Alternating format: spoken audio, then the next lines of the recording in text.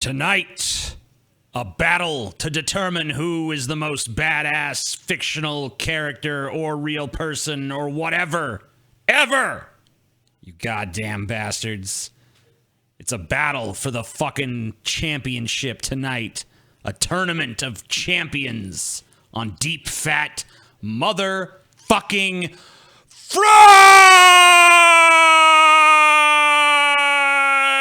fried bitch.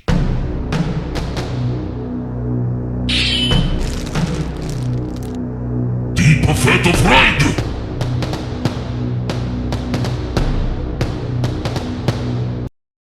Deepu fatu fried, baby. Before we begin, I think me and Paul have a joint statement to make to you, TJ. A joint statement? Yes. From the Peanut Gallery. That Paul knows nothing about, but it's still a joint statement. Yeah, joint. TJ, that was the most unenthusiastic intro the show has ever had. Oh, yeah, I'll definitely sign on to that. And I, for one, and on behalf of this audience, am shocked and offended and immediately demand your resignation. Why don't you just pull up a pillow and fall asleep next time for the intro, TJ? I probably should. Boring. Tonight, timid. I'm gonna sleep on this pillow. That'd be an awesome episode. I don't know what you're talking about. The TJ sleeps. Well, nothing would really be different, though, so, I mean, but, Subpar intro. Low energy intro. It was low energy. See, even the chat knows, dude. Even the stupid plebs can sense Brilliant a low chat. energy intro. Well, for this time, Paul, they're brilliant. They're brilliant. Scam situation. Well, they're brilliant. They're still the stupid plebs, though. Yeah, you guys are called the stupid plebs affectionately. Yeah, Well, it's like calling me calling TJ faggot or whatever. I mean, there was another podcast that we were on called The Drunken Peasants for years. I mean, it's not like it's really an insult. You know what I'm saying? We're saying we're drunken and peasants. You guys are stupid plebs. It's a big fucking deal. Yeah, I mean, come on, dude. Yeah. We make fun of the fact that 2/3 of us are fat, and the fucking name of our show. Yeah, I mean, you and Scotty, fucking fat bastard. Yeah. Well, I mean, you gotta be there, dude. Krispy Kreme. Yeah, we're fat. You're obese, TJ. That is That's true. the difference. You're man. you're morbidly What are you talking about? goddamn. What are you talking about? TJ, obese, why dude. don't you go look at a BMI index right now? Input your weight, input your height, and let's see where you fall, TJ. All right, I will. Let's do And it. put it on the screen so Fuck you can't that. lie about it. I want to see him go get a scale and just weigh the upper segment. I want to see how much just the upper segment weighs. Well, he doesn't have a scale that goes that high, My height, unfortunately. I'm 7'3", of course. No. Well, let's Put just it on go. put it on the screen Wait, so you can't fucking 50 fudge pounds. it. So you can't fudge it. Go ahead and put it on the screen. Here it is, right here. Okay. Oh, well, no. I mean, you can't see it. Whatever. It says here that I'm perfectly healthy, though. Yeah, I'm sure. It does. I can show everything else on the screen, but I can't show that my BMI says I'm actually morbidly obese. I'm perfectly healthy. My BMI doesn't say I that. have robust health, guys. My BMI, it doesn't even give me a number. It just says perfect. Yeah, I'm sure. Okay. All right, TJ. Whatever you say, partner. You're a liar, dude. Yeah, whatever I say. Finally, Paul's talking sense here. Well, we only have a right, few so- more days. Well, I know we're gonna get into that, but we only have a few more days. If you want to catch our Friday show, is this our last Friday show for free? Yes. It actually is. This is the last Friday one. Wow.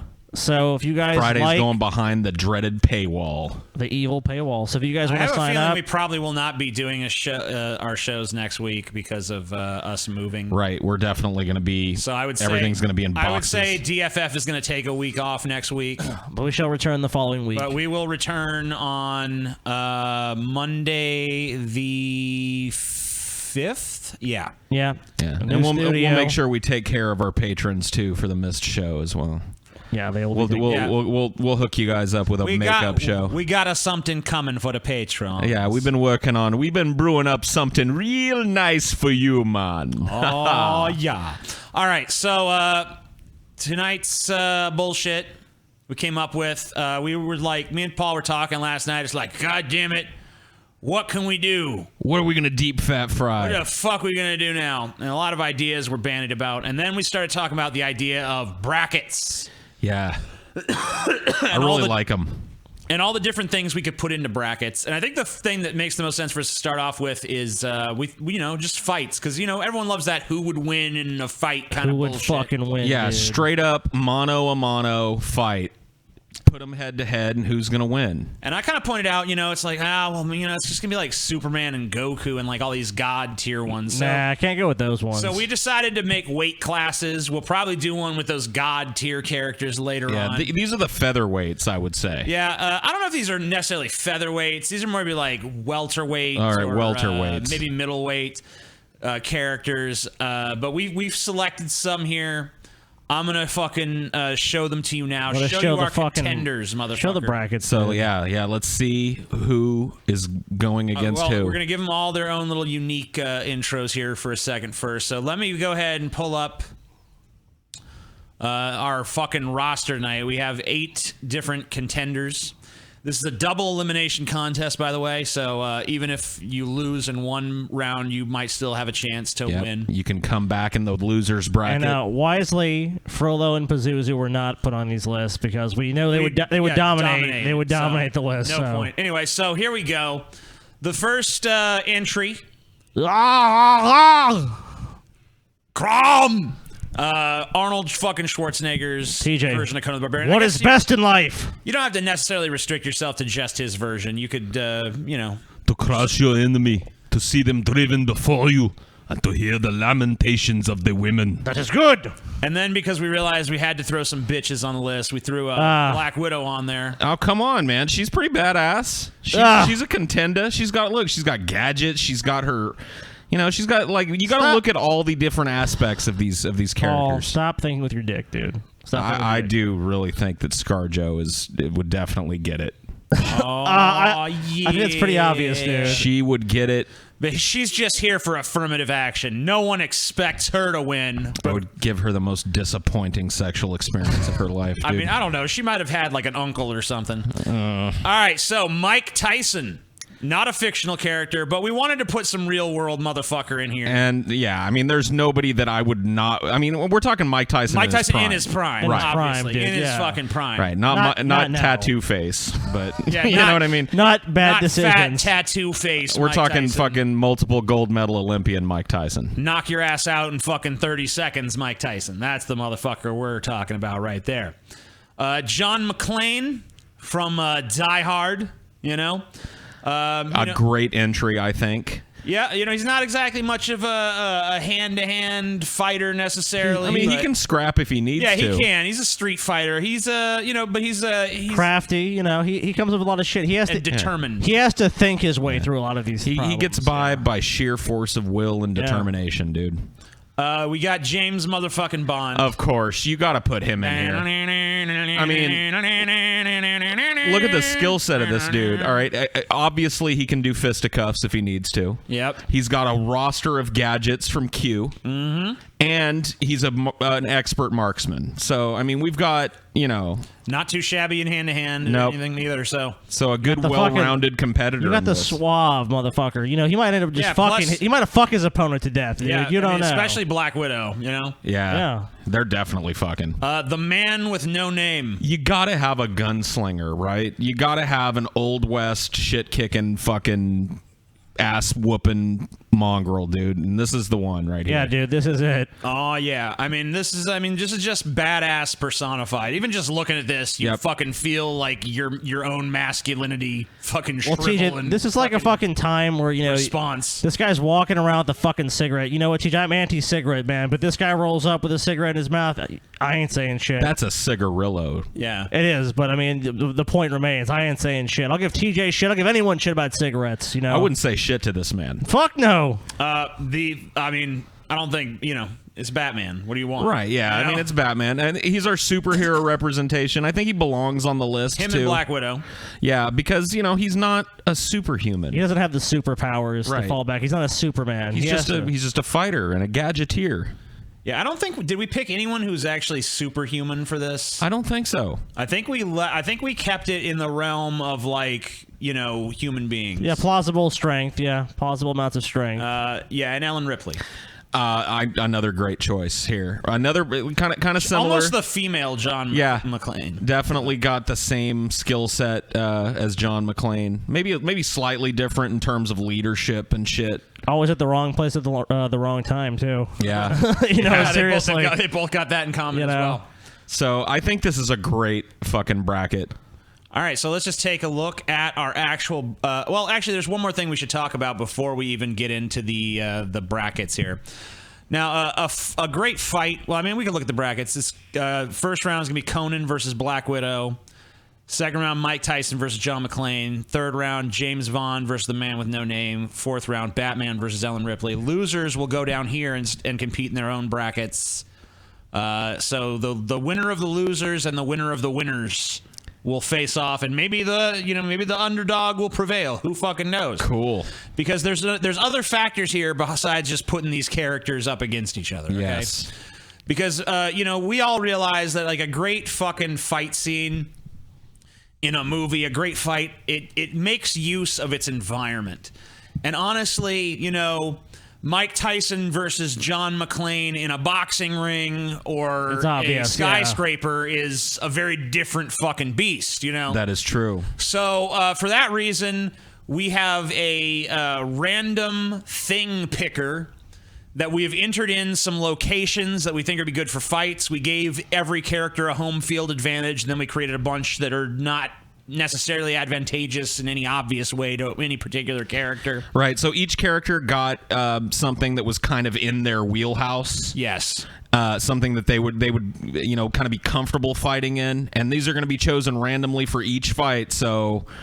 And I think it's going to be a big determining factor. So we kind of went with the almost like the Street Fighter principle. We kind of have their home turf, but then they have the away and then neutral sites. Even. Yep. Every fight takes place in a different kind of hazardous environment.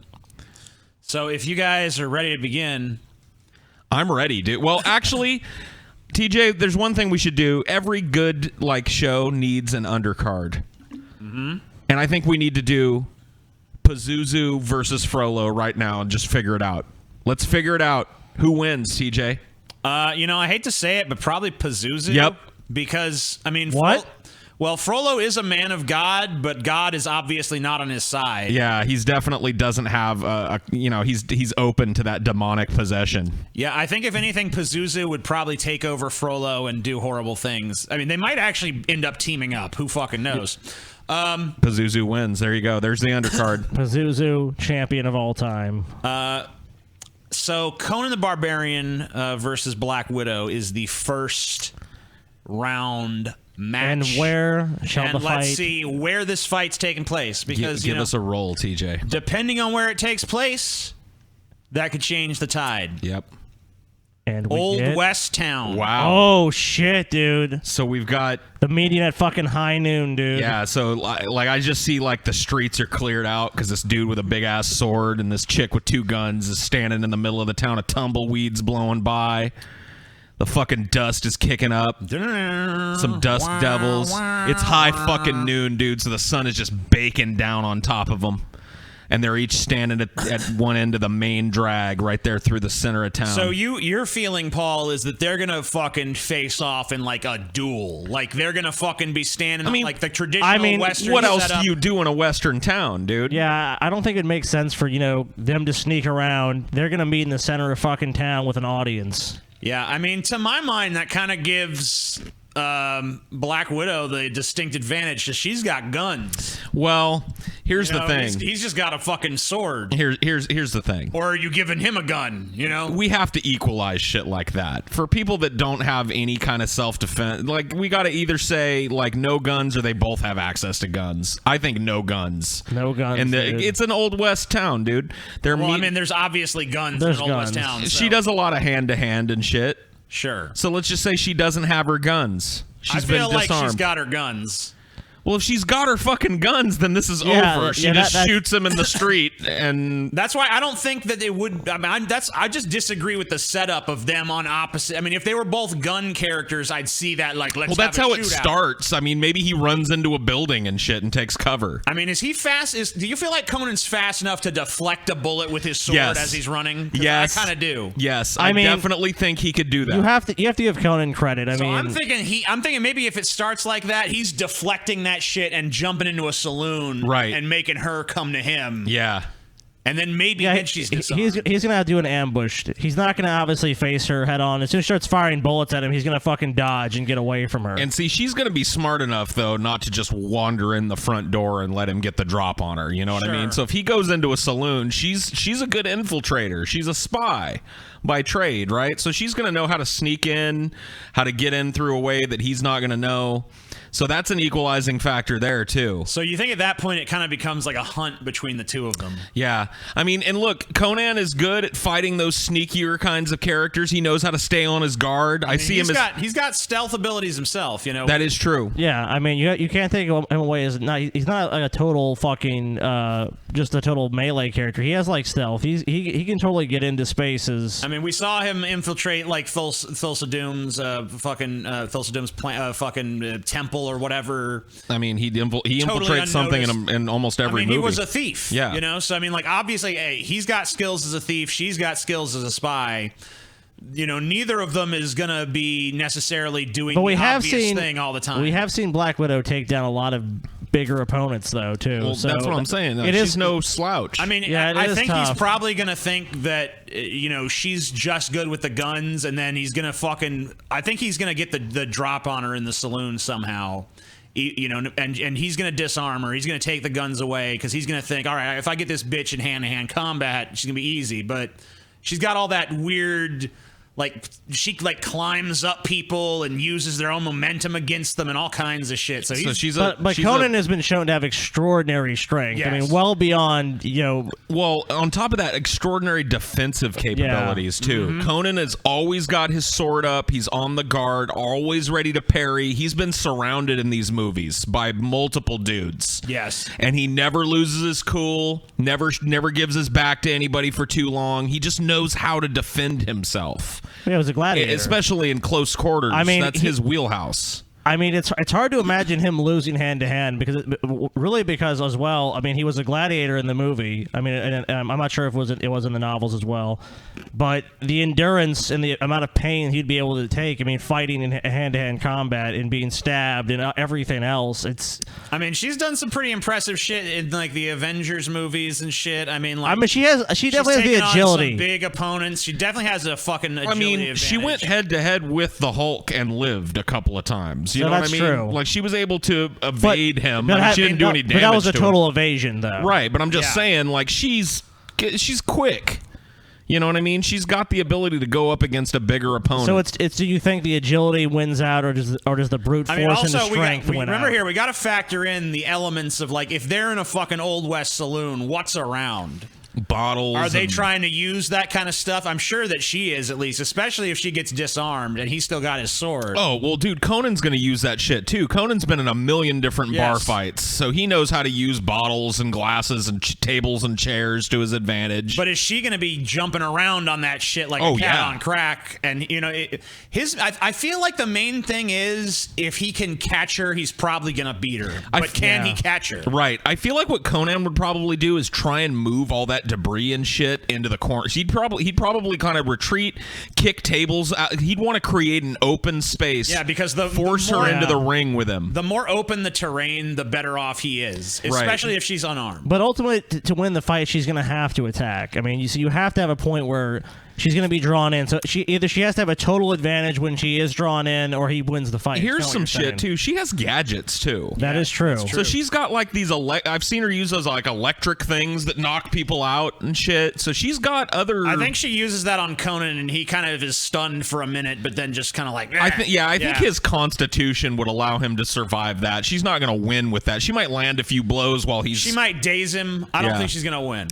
So I don't know. I'm kind of feeling like the way I'm seeing the fight in my head. I feel like Conan probably wins ultimately, but I don't think it's an easy fight for him. No, I think it takes pretty much everything out of him to win. I mean, it's really two different kinds of fighting, clashing here. That super agile kind of strike from any kind of angle style versus this ultra defensive brute force style that favors that close range.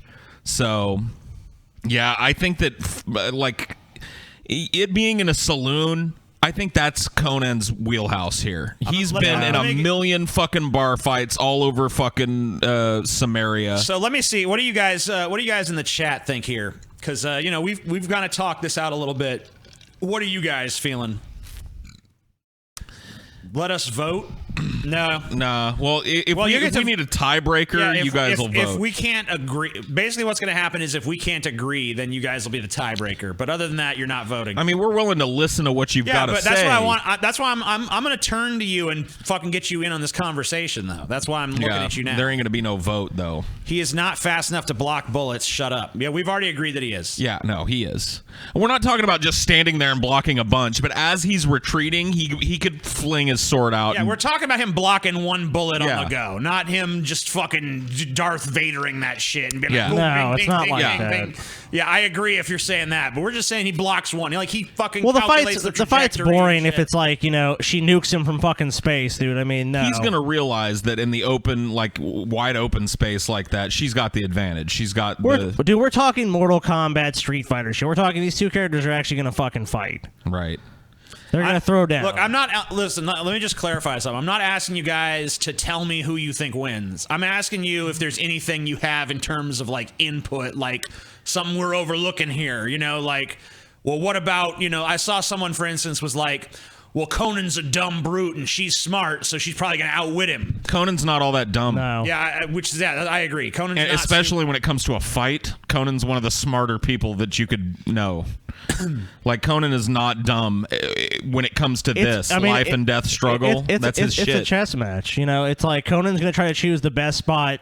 He's going to try to lure her in. Yeah. And it's whether she takes the bait or not at the right time. I really do see him in that saloon, too, kicking over tables, kicking him away to create that ring and force her into this. I think she's going to fuck him up in the early rounds of that fight, and then he's going to kind of figure out what she's doing and change the terrain to his advantage and fucking corner her. So you think it's almost like an Outlast thing? Like he's going to take a lot of damage in the front, but he's just going to have in the long run he's going to do more damage. That's how I see the fight going in my mind. So I'm giving it to Conan. Yeah, my vote goes to Conan. Conan. I think that's what makes the most sense. So we are giving round 1 to Conan the fucking Barbarian. Let me just figure out how to fucking select this. Oh, I actually have to start this tournament. Start the fucking tournament, TJ. There we go. So here we go. Round 1 to Conan.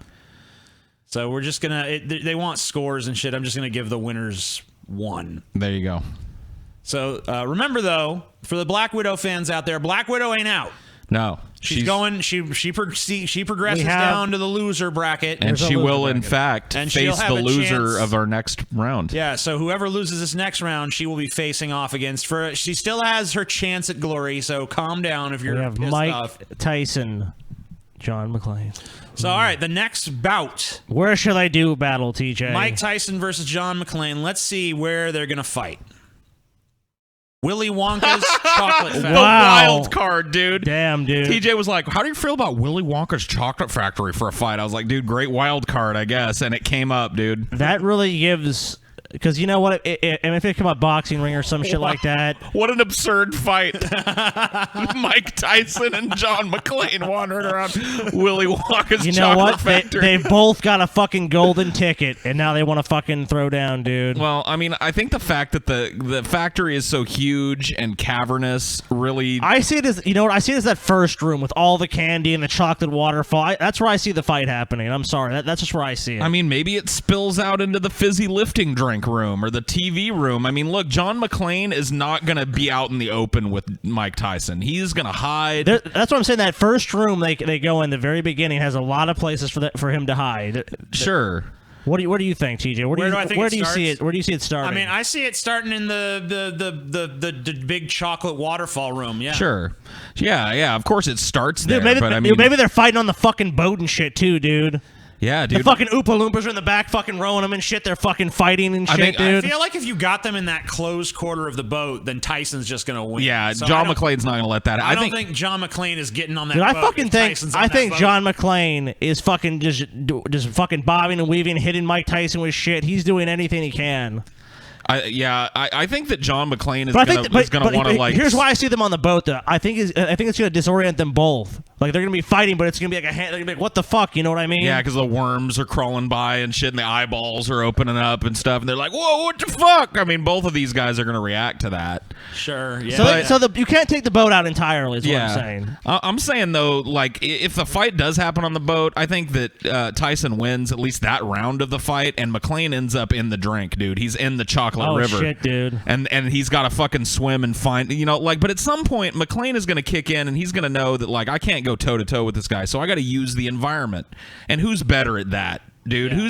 who's better he's than... got a lot to work with in that environment. Oh, dude, he's got all... Like, think about all the crazy shit that's in that fucking chocolate factory, Is he going to try to, like, lure Tyson onto the fucking bad egg machine But I and mean, send him down into the furnace? here's the problem. Here's the problem. If Tyson gets a solid fucking punch on McClane, that's it. I mean, my big problem with this fight at this point is I just don't fucking see John McClane surviving the fucking boat ride if there's Tyson there.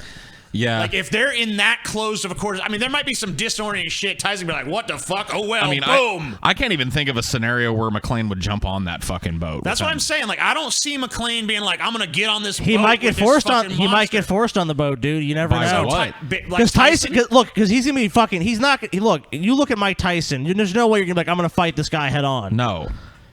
He might jump on the boat to try to fucking be like, I need to get out of here and regroup. Well, maybe before they get on the boat, John McClane is like, you know what?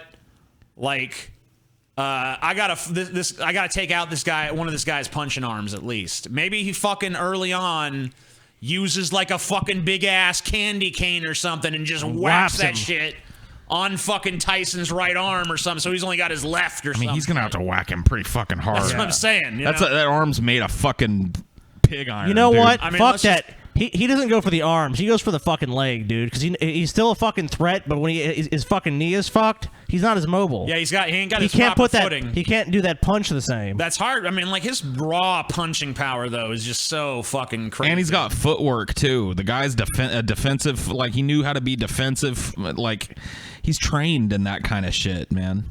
But I feel if you try to hamstring someone, you go for the leg. Even though, the arms, but I think the leg is something that does more damage because then he's less mobile. Like, that footwork is gone. That defense is not as good. I mean, John McClane would definitely try and go for the leg. It's whether or not would he succeed is the question. I think with the element of surprise, he could succeed.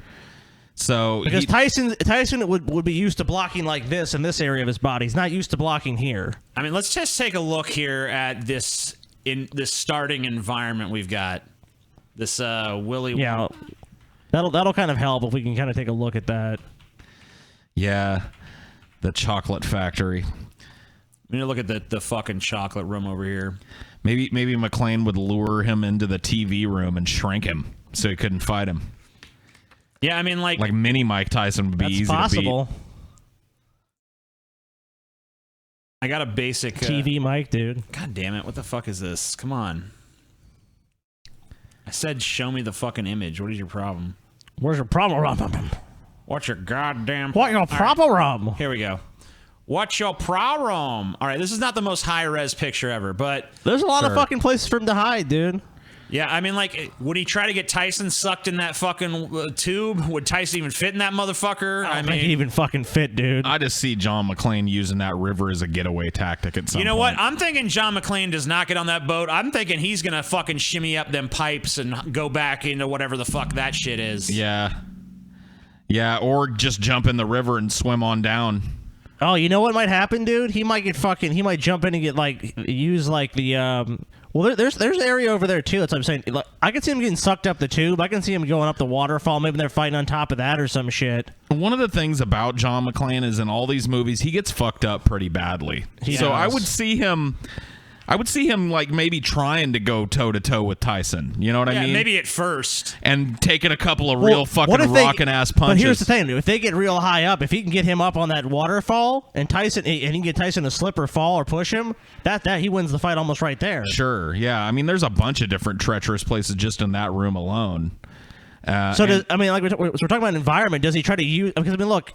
Maybe he fights him for a minute like that, and then he feels a taste of Tyson's power, and is like, I got to get away from this guy. I feel like what he's going to do, I feel like if this fight doesn't go beyond this room, I feel like Tyson's probably going to win it.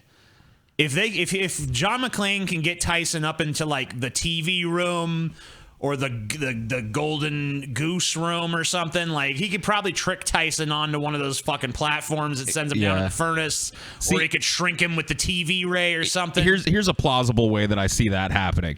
Like we said, he might try and go toe to toe. I don't think so, though. He might try, like, take a couple of punches, then Tyson punches him. If he tries to go toe-to-toe, he's getting fucked up. Well, right, he gets rocked. Like, because that's a thing with John McClane. We got to keep it true to the character. He always gets rocked in these movies. He does. So he gets rocked and punched and falls into that river and starts floating down the river. And Tyson gets on the boat to go after him because he knows he's got to beat him up. He's got to finish him off.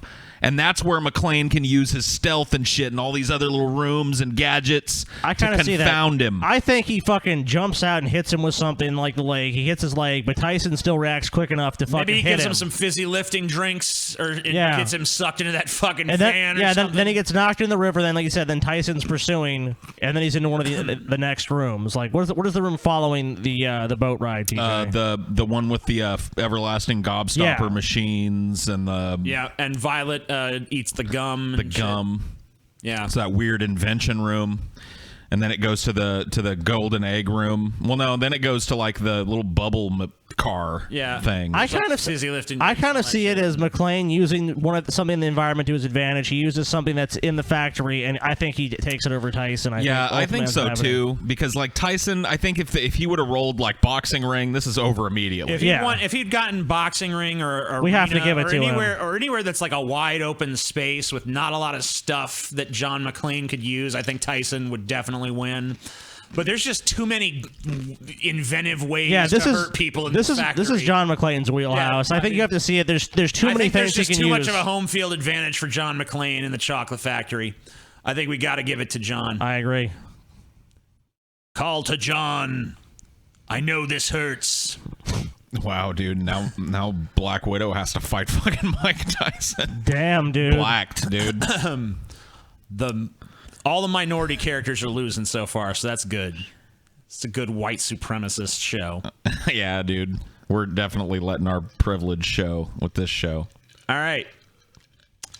Next round, James Bond versus the Man with No Name. I'm sure we're going to let both of those characters have their guns, right?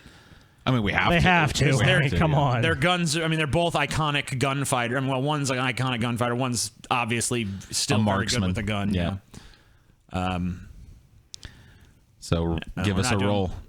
Bar/diner. Wow. Damn, dude. So like a greasy spoon kind of bar hole in the wall. I'm thinking like a bar that serves some like diner food. So somewhere off the interstate. You can almost see it as they're both in there. They're both in the bar. And Bond starts starts talking to him. You know what I mean? Because Bond's not just going to go in there and shoot. He's not going to do. He's going to want to try to get to know his enemy. But I mean, obviously, he's not going to get too much out of him. Well, both of these guys are going to be prepared for this kind of environment. Bond is going to have worked in crowds and places that are hustle and bustle. Bond is not going to get much out of the fucking Man with No Name because I mean, like he barely speaks.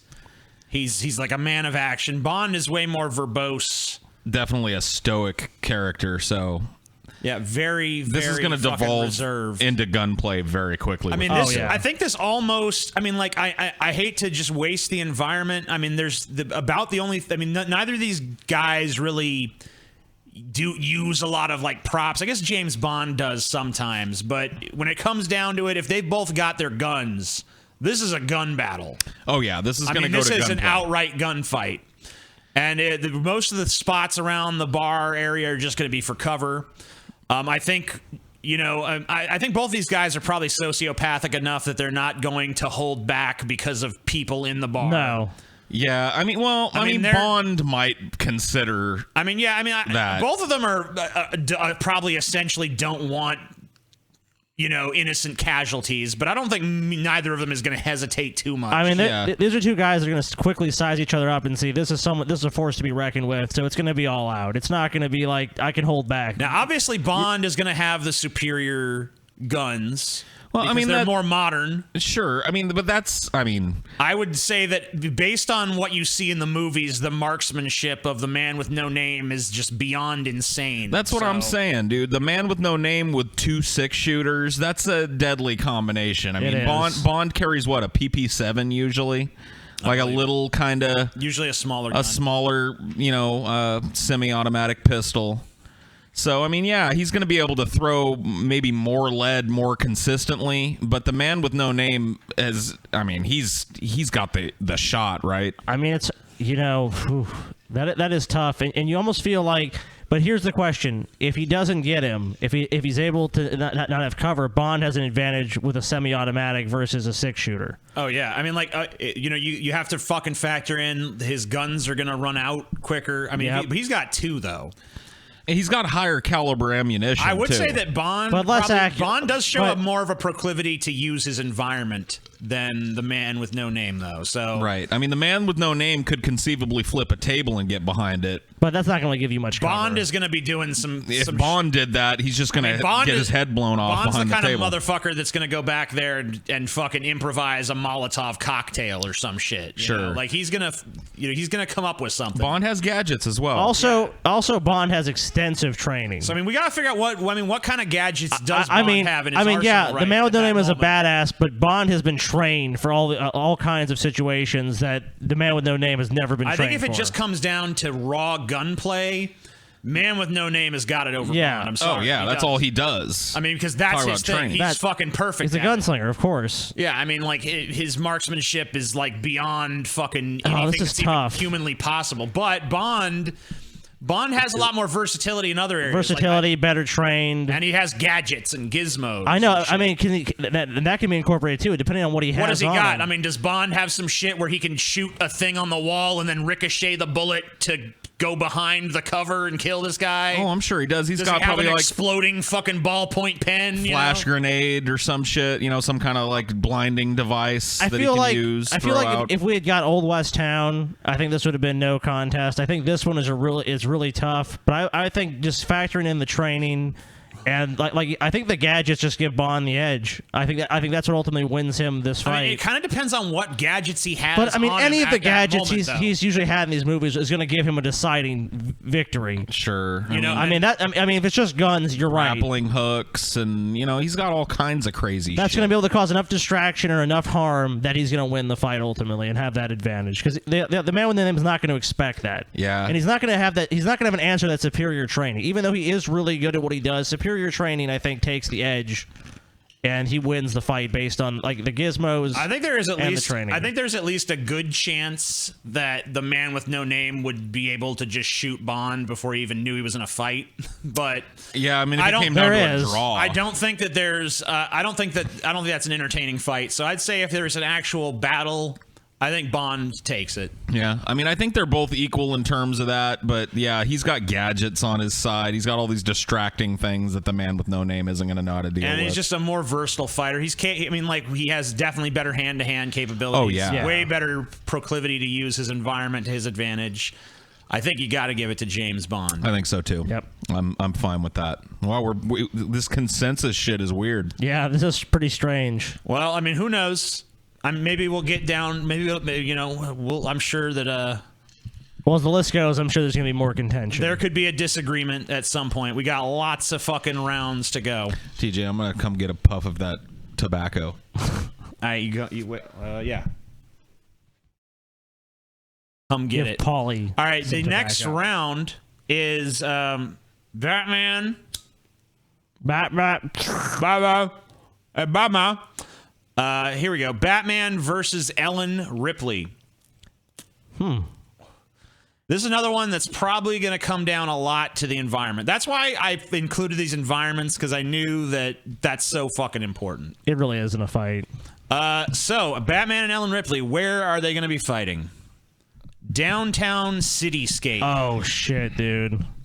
Wow. So this is that is a huge advantage for Batman. Yeah, Batman just got a huge fucking leg up. Yeah, that's basically his home turf. I mean, yeah, that's where Batman do his shit. Is a fucking city. And all his gadgets are designed to help him move stealthily and quietly and quickly around this city. Wow, yeah, she just rolled a really bad one there. Hey, Batman just rolled a 20, dude. I'm not 100% ready to count Ellen Ripley out yet because she's got a lot going for her, but definitely a disadvantage going in, I think, in terms of arena. I think really for Ripley to win, in my mind, she would have had to roll a really good environment, because hand-to-hand, that's not a contest. I mean, there's a derelict space freighter on our list, I mean, so as she far could have as, rolled that. I mean, she's kind of like we said, the female John McClane. Yep. She's got a lot of good survival skills. She has great improvisational skills. She's very smart. She's obviously a survivor. But Batman is a fucking ninja. He's like, we're talking, but like, he stacks top tier hand to hand. Yeah, well, that's what I'm saying. Top tier gadgets. Exactly, top tier improvisation better skills. Gadgets than James Bond has. Better planning, fighting ability in the environment that he's comfortable with, and in his home turf. It's like going up against the tiger in the jungle. I feel like she's just a sitting duck. I mean, like, yeah, she is. I can't make a compelling argument for Ripley to win this fight with this role. I mean, I really just can't. I mean, if it was like a derelict spaceship, like Paul said, if it was, maybe more like maybe if it was like shopping mall or luxury cruise liner or anything like that, we could make a case for like Ripley's hide. Yeah, she blends in, and she can hide here and do that and plan this and trick Batman into doing this, and he goes there and does this thing. I don't know, man. I just don't. In a cityscape, like, she's just out there in the streets. Batman is too versatile in the city. He's just gonna I guess the first thing she's gonna do, just recognizing the threat that he poses, is run into a building of some kind. Right? Oh yeah. She's not gonna stay. She's not going to stay. But that doesn't matter. That doesn't really matter to Batman. That's exactly what a criminal's going to do. Once again, it's just engaging Batman's predator instincts at that point. So Batman, she runs into a building and he's like, "Oh, great! I've got he's got a million gadgets for that." He's in the back door basically in 2 minutes. And I mean, look at and Ellen Ripley's got a formidable skill set. She's improvisational and she's tenacious and she's got this great will and drive. She can scrap together things from the environment very well, but man, dude, it's like she has to create her weaponry from the environment or rely on just standard issue shit. I mean, even and Batman's coming with specialized gear to hunt people in the city. It's fucked. Let's give her her flamethrower / machine gun. Doesn't even matter. I mean, it's not that's shit tier. Batarang is gonna go around that and pull it out of her hands. That's shit tier supervillain weaponry. That's the weapon that the supervillain at the beginning of the cartoon has that Batman beats up before the real supervillain comes. You're talking someone that can just seemingly appear at places.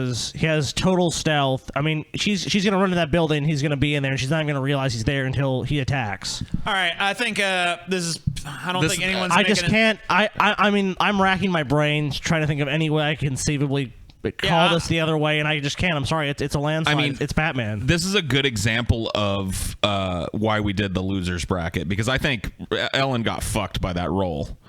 I mean, she just rolled the worst place to have to fight Batman, basically, on this list. Yeah, because, I mean, in a different environment, I maybe could have been like, okay, well, who knows? Let's craft something up. Let's kind of picture this in our heads. But that, no. No. But look at it. This losers bracket is shaping up to be pretty fucking interesting. All right, and it's actually time to visit the losers bracket. The first round of the losers bracket, Black Widow versus Mike Tyson. Wow. Crazy mismatch in terms of style. Let's see where they're fighting. The Oval Office. The Oval Office, dude. Oh, man. Okay, so first off, small. If this is confined to the Oval Office, that's a point against the Black Widow right there. Yes. She is in the cage with fucking King Kong, dude. That's not good. Wow, Wait. comparing black people to monkeys. Whoa, I just, Paul, dude, I wasn't even thinking of it that Wow. way. I Wow. was thinking of, like, what's the You scariest? weren't even thinking about it Wow, that way, Paul. I wasn't. TJ, I don't see color, please, guys. please don't mute see Paul's mic. Paul's a racist. He's off the show, dude. Audience, we apologize for the conduct of Paul as Paul laughs at his racist comment. Whoopsie daisy! I accidentally a racist. If she has any brains, she's actually going to stay close to Tyson and try to tie him up. I think that if she's in that tight environment, she's not going to bother trying to avoid him because there's no avoiding him. Have you seen his fucking uppercuts yeah, and but shit? I mean, that's the danger zone. Yeah, I think what she's going to do is get on his back. Because we've seen her do that. We've seen her kind of wrap herself around people's arms and shit. He's going to grab her. He's going to toss her around. If she's going to have to Well, Mike Tyson has strength. She's going to have to be rolling and dodging punches. Because I'm telling you what, if she gets hit by even one, maybe two of those punches, she's fucked. Dude, one of the reasons Mike Tyson, because here's the thing, I get getting on his back, but you got to get close to him for that. And one of the reasons Mike Tyson was such a one of the many reasons he was such a devastating fighter was in situations where other fighters would go into the clinch and be like real close and, you know, kind of clinching up. That's his fucking shit. That's his bread and butter. He had an uppercut that would just kill people from that range. He knows how to punch and fucking knock somebody out from this close. It was like you know this what I mean? peekaboo thing. If you watch a lot of Tyson's fights, he would he would almost drop down to his like where his ass was on the ground, and he'd come up and he'd pivot and he'd just knock you the fuck out, dude. I think that my gut feeling with these two in this locale, in this location, is Tyson's gonna win because Tyson has some serious fucking agility. Like Conan doesn't have that agility. Tyson has that agility. So when he tries to lock up with Tyson, especially in his prime, he's going to be quick and he's going to be fucking punching. The enclosed environment is just, again, now, here's the thing. There's furniture, there's shit on the walls. Tyson ain't used to that, right? Tyson is used to having no obstructions between him and his opponent and a clearly defined, you know, space that the fight goes down in. The Oval Office has got shit in it that, you know, the Black Widow could use against him. That's why it's not just like, look, if it's a boxing ring, we're done. If it's anything where it's clear, we're done. But I feel that the chat has some different thoughts on this. Sure. What do they have? Here. Here's some things that are going on right now. You guys are selling her short. She would dodge everything. Black Widow would stab him. How can Tyson win? Widow tanked stronger punches. I think you mean took stronger punches. She literally fought the Hulk, who is 1,000,000 times stronger than Tyson, and didn't die. So she didn't fight the Hulk head to head. She dodged the Hulk. If she had to fight the Hulk head to head, that's not even a contest. It's not even worth. That's just come on. Yeah, if she was trapped in a room with the Hulk, we're having a different conversation here, folks. Keep that in mind. She survived an encounter with the Hulk. Yeah, she escaped the Hulk. There's no escape. That's impressive still, but that doesn't mean she fought the Hulk. Tyson cannot win in a gunfight, period. I'm not putting her with a gun in this scenario. Well, like I said, we're doing more like Street Fighter, Mortal Kombat. That might factor in. They might use that, but that's not going to be the deciding factor. Yeah, I mean, even if she does have a gun, once again, she just shoots him in the head. You know what I mean? So it's one of those things. Yeah, like, I mean, that's not an interesting fight. This isn't Gunn versus Mike Tyson. We were able to make it interesting with Conan because he had an option, right? But in this space, I mean, there's really no option for Mike Tyson. He's a great boxer, but he does not dodge fucking bullets. You know? I mean, we didn't give John McClane a gun against him. I don't see why we'd give Black Widow a gun against him. This is a fight. I mean, she knows how to fight. This is down to hand Tyson versus her. But Tyson's wheelhouse is kind of, I mean, it is good. It does play to some of his strengths, but I agree with the chat to some degree. Like, he doesn't have the all-around fighting versatility that Black Widow has. Right. He's like, but I'm just saying, like, he does have a distinct power advantage over her. Oh, well, yeah. I don't think anyone would deny that. 2 or 3 punches or kicks from her is, you know, nothing to him. But one fucking solid punch to the face, and Black Widow is out. But what if he gets on the ground? Because the ground takes away his advantage. Sure, if she's able to get him on the ground and shit, but once again, we're talking about an agile fighter in his prime. Yeah. So in order to get him on the ground, she's going to have to get in on him, and he's one of the fucking dodgiest fucking... He has some of the best footwork in the game ever. Mike Tyson. So I'm talking about, like, you know, he knows how to defend himself against some of this stuff just innately. I don't know, man. It's just real tough for me to make a case for her in this. And I see what the chat is saying. The chat feels very differently than you guys do. I'll tell you that. Okay. I mean, my thing is, I can kind of see both sides because I'm like, yeah, I'm in the middle. I'm not like, really. I feel like if Black Widow gets punched by Tyson, she's fucked. Like, I don't care. You could say, like, she took an alien punch. Yeah, well, she didn't take a Mike Tyson punch. So, whatever. I think a Mike Tyson punch fucks her shit up. But is she quick enough to just avoid that? He's not a grappler at all. He's not. I mean, like, he's a boxer. Right. So his main weapon is he's got a strong punch. Can she tie him up? Can she use his momentum against him? Can she avoid his punches? I think with her evasive abilities, she could win it. I see that. I see it going that way. I kind of feel like it. I kind of see it going down the way that the fictionalized Mike Tyson versus Ip Man fight went in Ip Man, which kind of doesn't really help me because they actually kind of fought to a draw. Like, there was no super clear winner. It seemed like Ip Man would have won, but he didn't actually take it to that point. The reason I'm going the way I'm going with this and going Tyson, at least in my gut for now, is that it's the law of averages, dude. Like you said, TJ, she gets hit once by Tyson, it's donezo. She, in order to win a hand-to-hand battle with him, has to go in on him. We're talking Mike Tyson, one of the best boxers, one of the best hand-to-hand fighters of all time ever to exist on the planet. There is a good chance he's going to land one blow on her. I think she can take more than one. I think that. Oh, come on! I think then he goes to the ground. I think that's when he loses. If he lands a solid chin shot or a solid fucking body shot anywhere on her, she's donezo. That'd be very difficult to do. Still, though, it wouldn't be just easier to knock her out. Yeah, but we're not talking about a slouch. We're talking about Mike Tyson in his prime. Yeah, but I think it's plausible that he lands a single blow on her, and if that blow is a gut shot or a head shot, I think she's done. I think you have to give her a little more credit than that. Yeah, I think I'm kind of leaning towards Widow on this.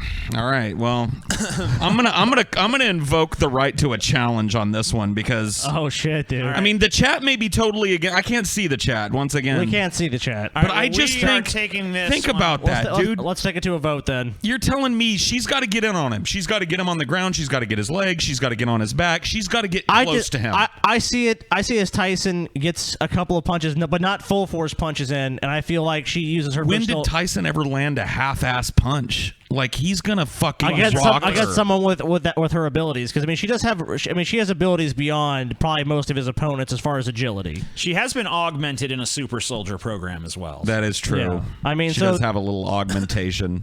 I think she can handle more damage than just one hit. Is what I'm saying. I think if she took two or three of those, like, one is gonna fucking rattle her, two is gonna fuck her up, and three is gonna devastate her. So she has room to maybe take two Tyson punches. I mean, maybe I'm just kind of lost in my reverence for Tyson in his prime, but I watched him box live when I was a kid, and I've never seen anybody fight like that since. Like, it's just absolutely, it was so apparent how head and shoulders above every opponent he was. Yeah, he was devastating. I mean, absolutely explosive, too. Fights would be over so quick.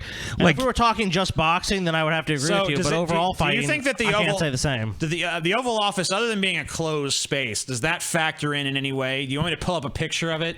I mean, I kind of see it in my head, but yeah, if you want to pull up a picture from the president's view or something that'll give us a wide. It's not a very big room. No.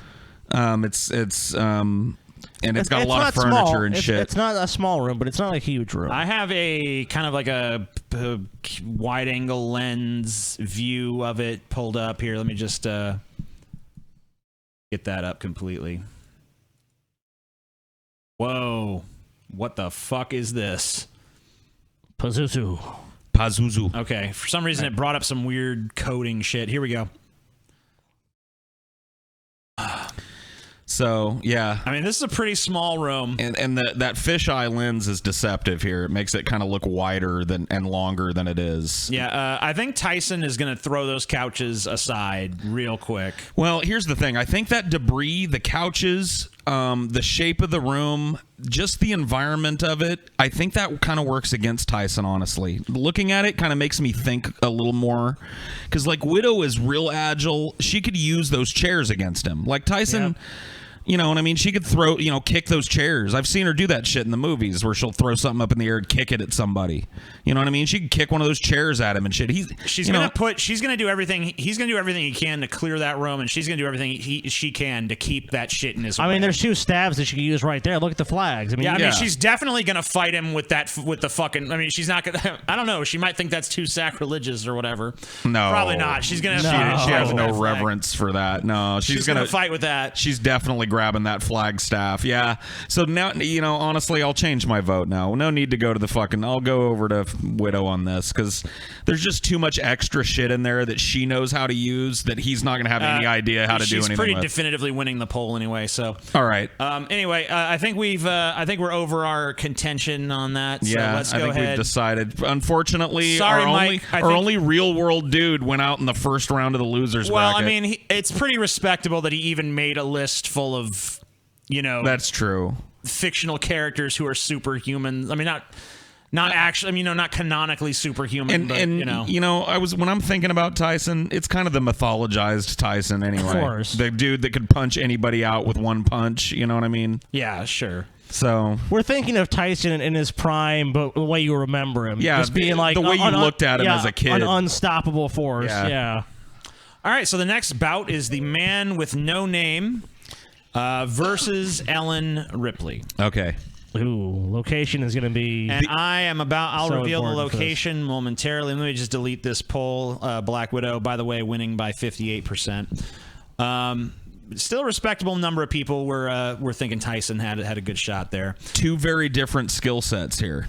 Okay, so let's just talk before we even pick the location. Let's just think about this matchup for a second on a raw level. One is an expert marksman, and some other skills, but mostly that. I mean, if we get a hide-and-seek environment, that's going to really give Ripley a big advantage. I think you're right about that. Yeah. But if we get an open environment, I'm just going to say right now, open environment.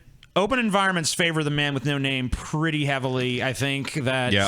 But the hide-and-seek environments, the fucking, if it's a ship or something, that really somewhere where her. she can cobble things together. Let's see what she gets.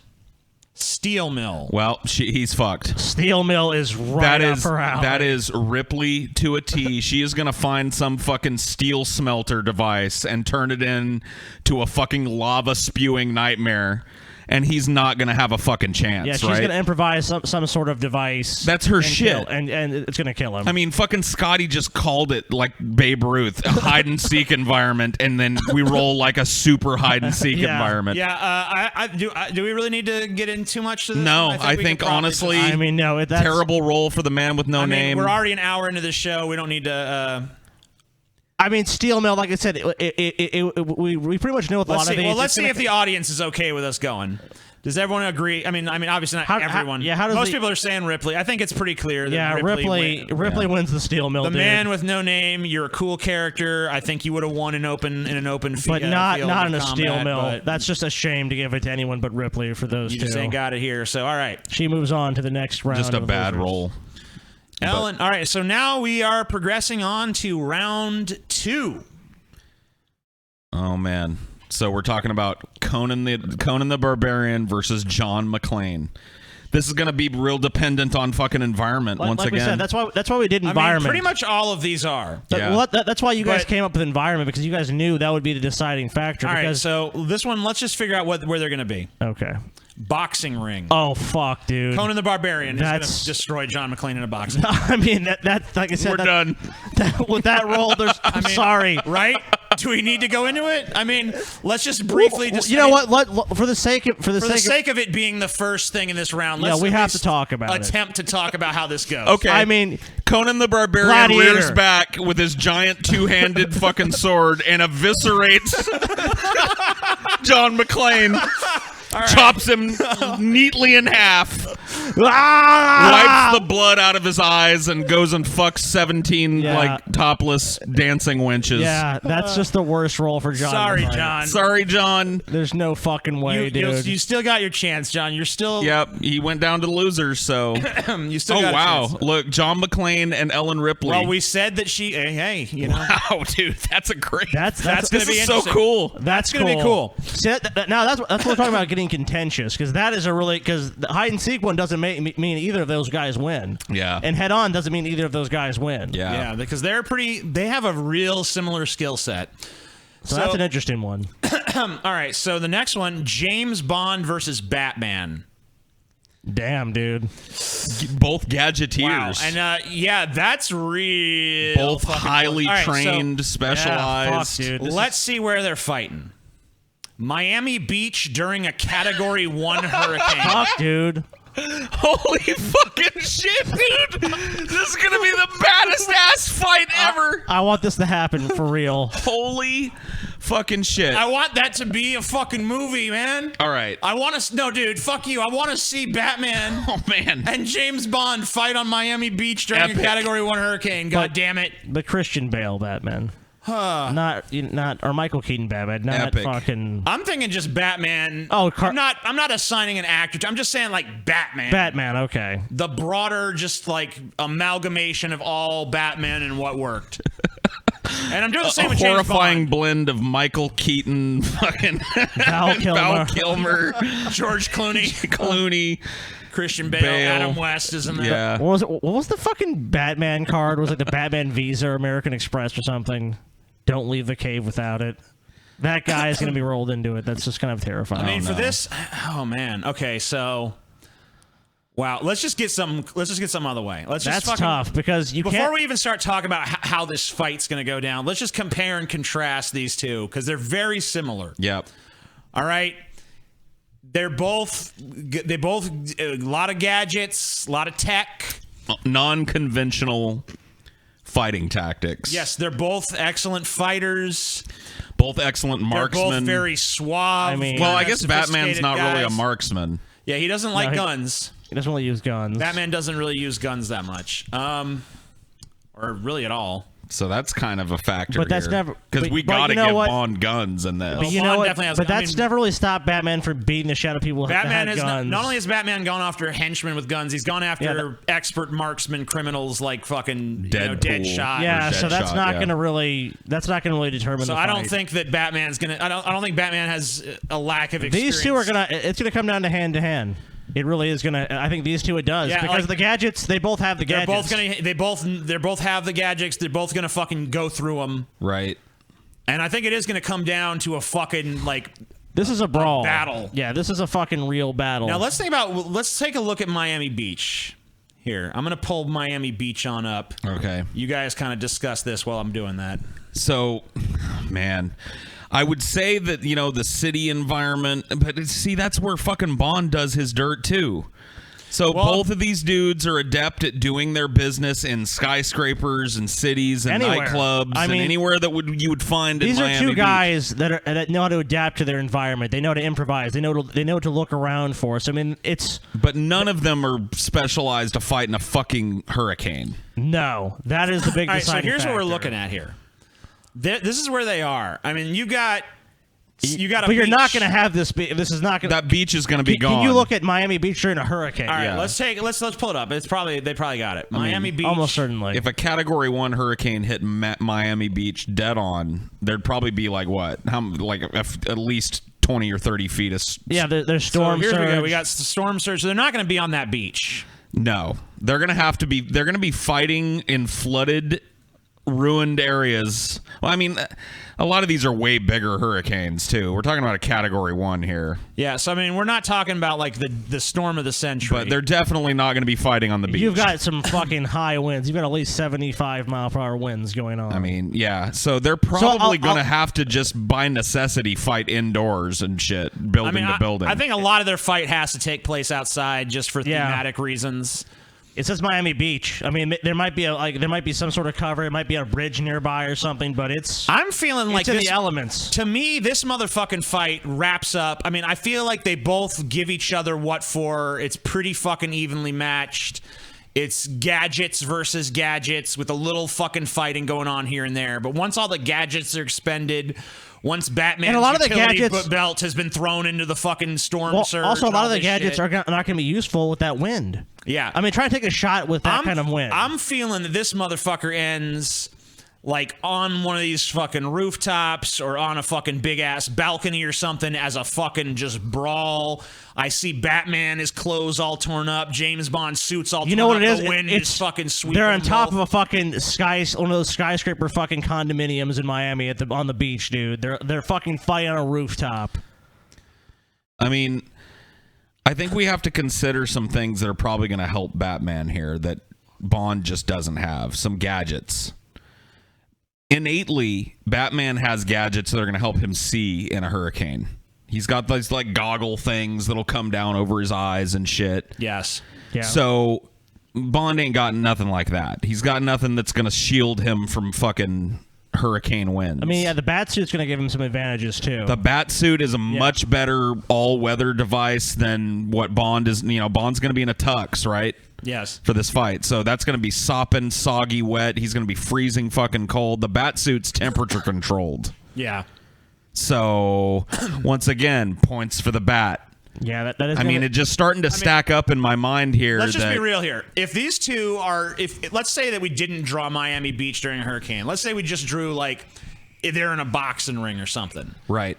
Batman's just a better fighter than James Bond. Every indicator would say that he's a better fighter. I than have James to say Bond. that's true. I mean, he's definitely more specialized in that. I don't think Bond is any slouch hand to hand. No, I don't either. But I just feel like the way Batman is presented as a fighter is just like, you know, he's.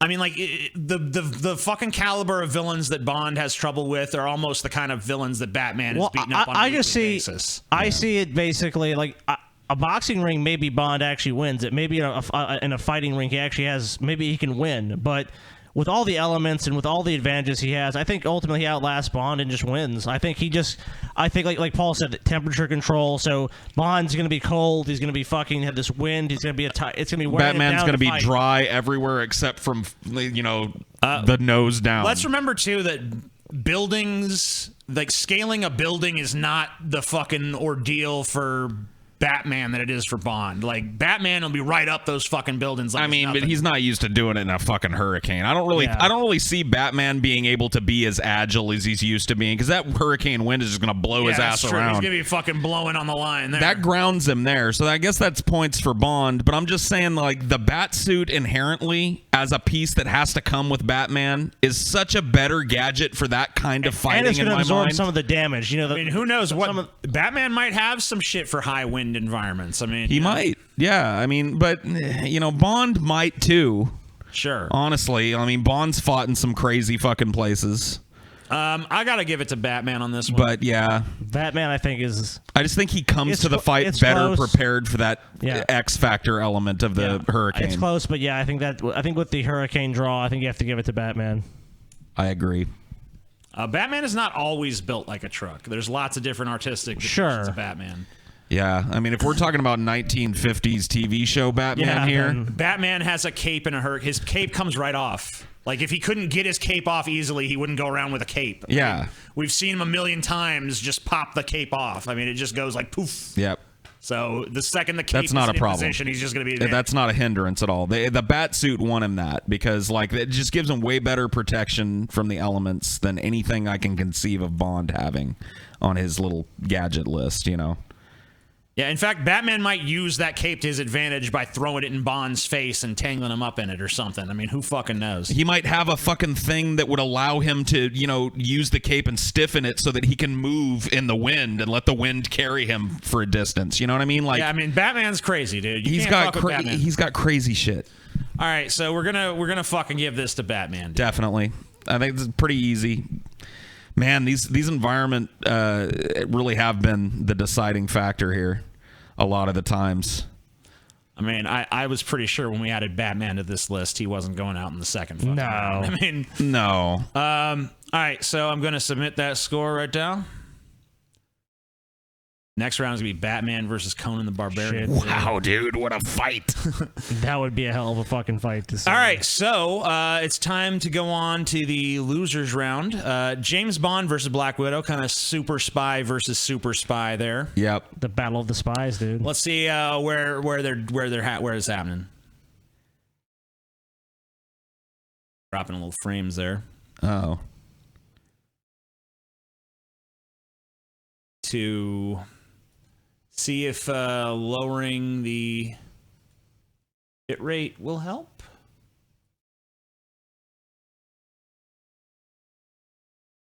Well, best of luck. All right. Hopefully that does. Hopefully that'll fucking solve the frame rate problem. If not, we have a local recording going as well. So, all right. Let's see where they're gonna fight. No, we already did the Oval Office. Yep. Reroll.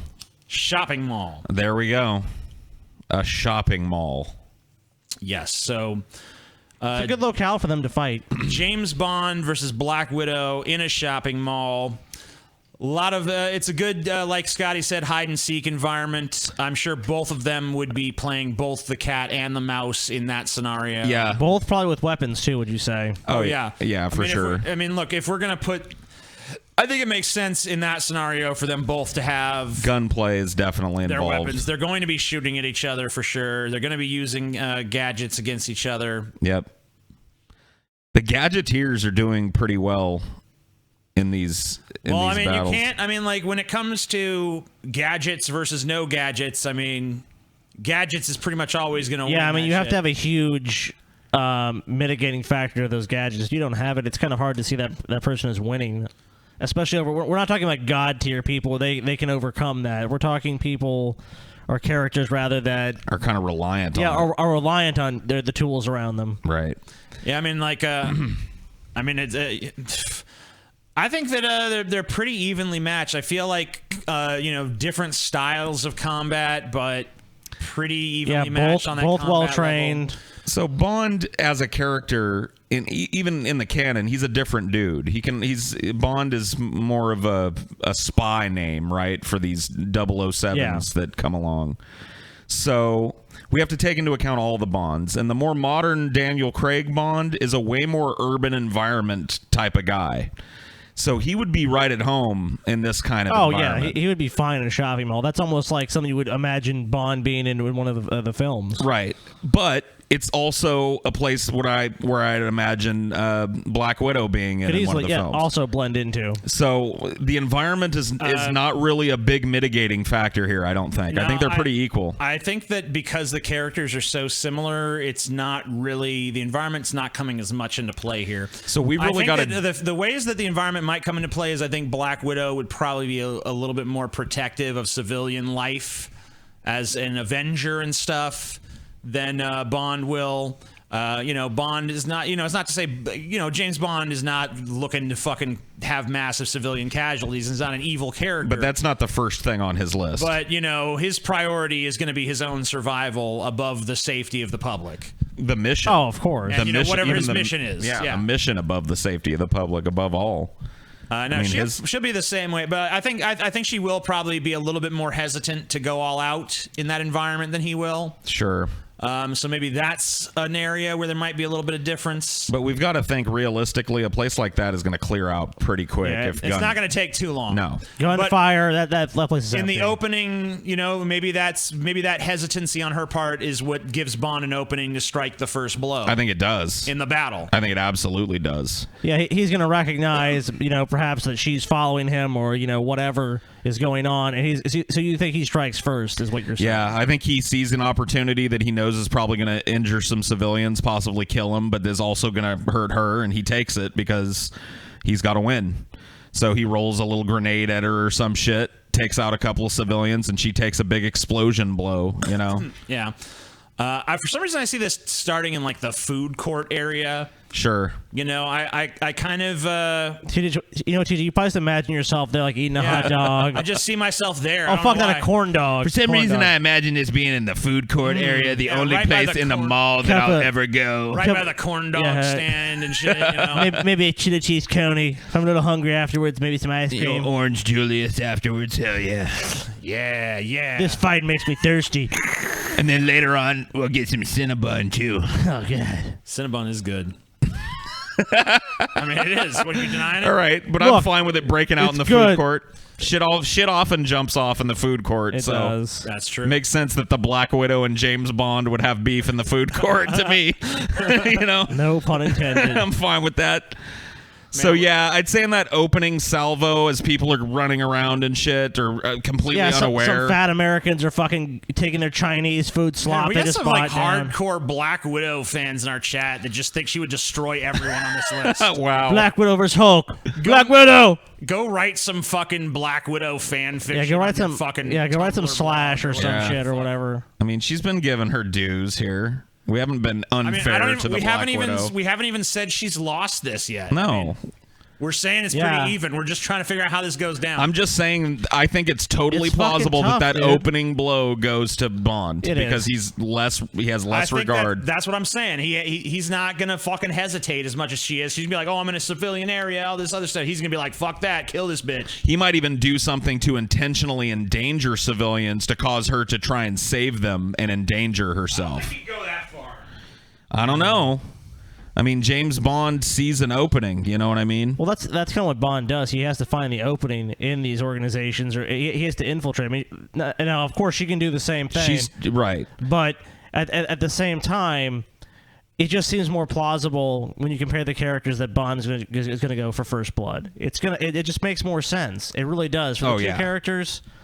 It's just I mean, you're talking spy versus spy, so it gets really difficult because you can't say, well, she's less trained or he's more trained. I mean, Right. like, because that's all. Those are all mitigating factors. I think you have to. I think ultimately, we have to look at the hand-to-hand combat because that's what it's going to break down to. Well, I mean, you got to imagine, though, we're talking about a mall here. A lot of shops, a lot of weird tools and environments that can be used. So I'm hesitant to say that either one of these are going to be willing to go straight hand-to-hand with this. But a lot of times, these characters, that's how they end up solving.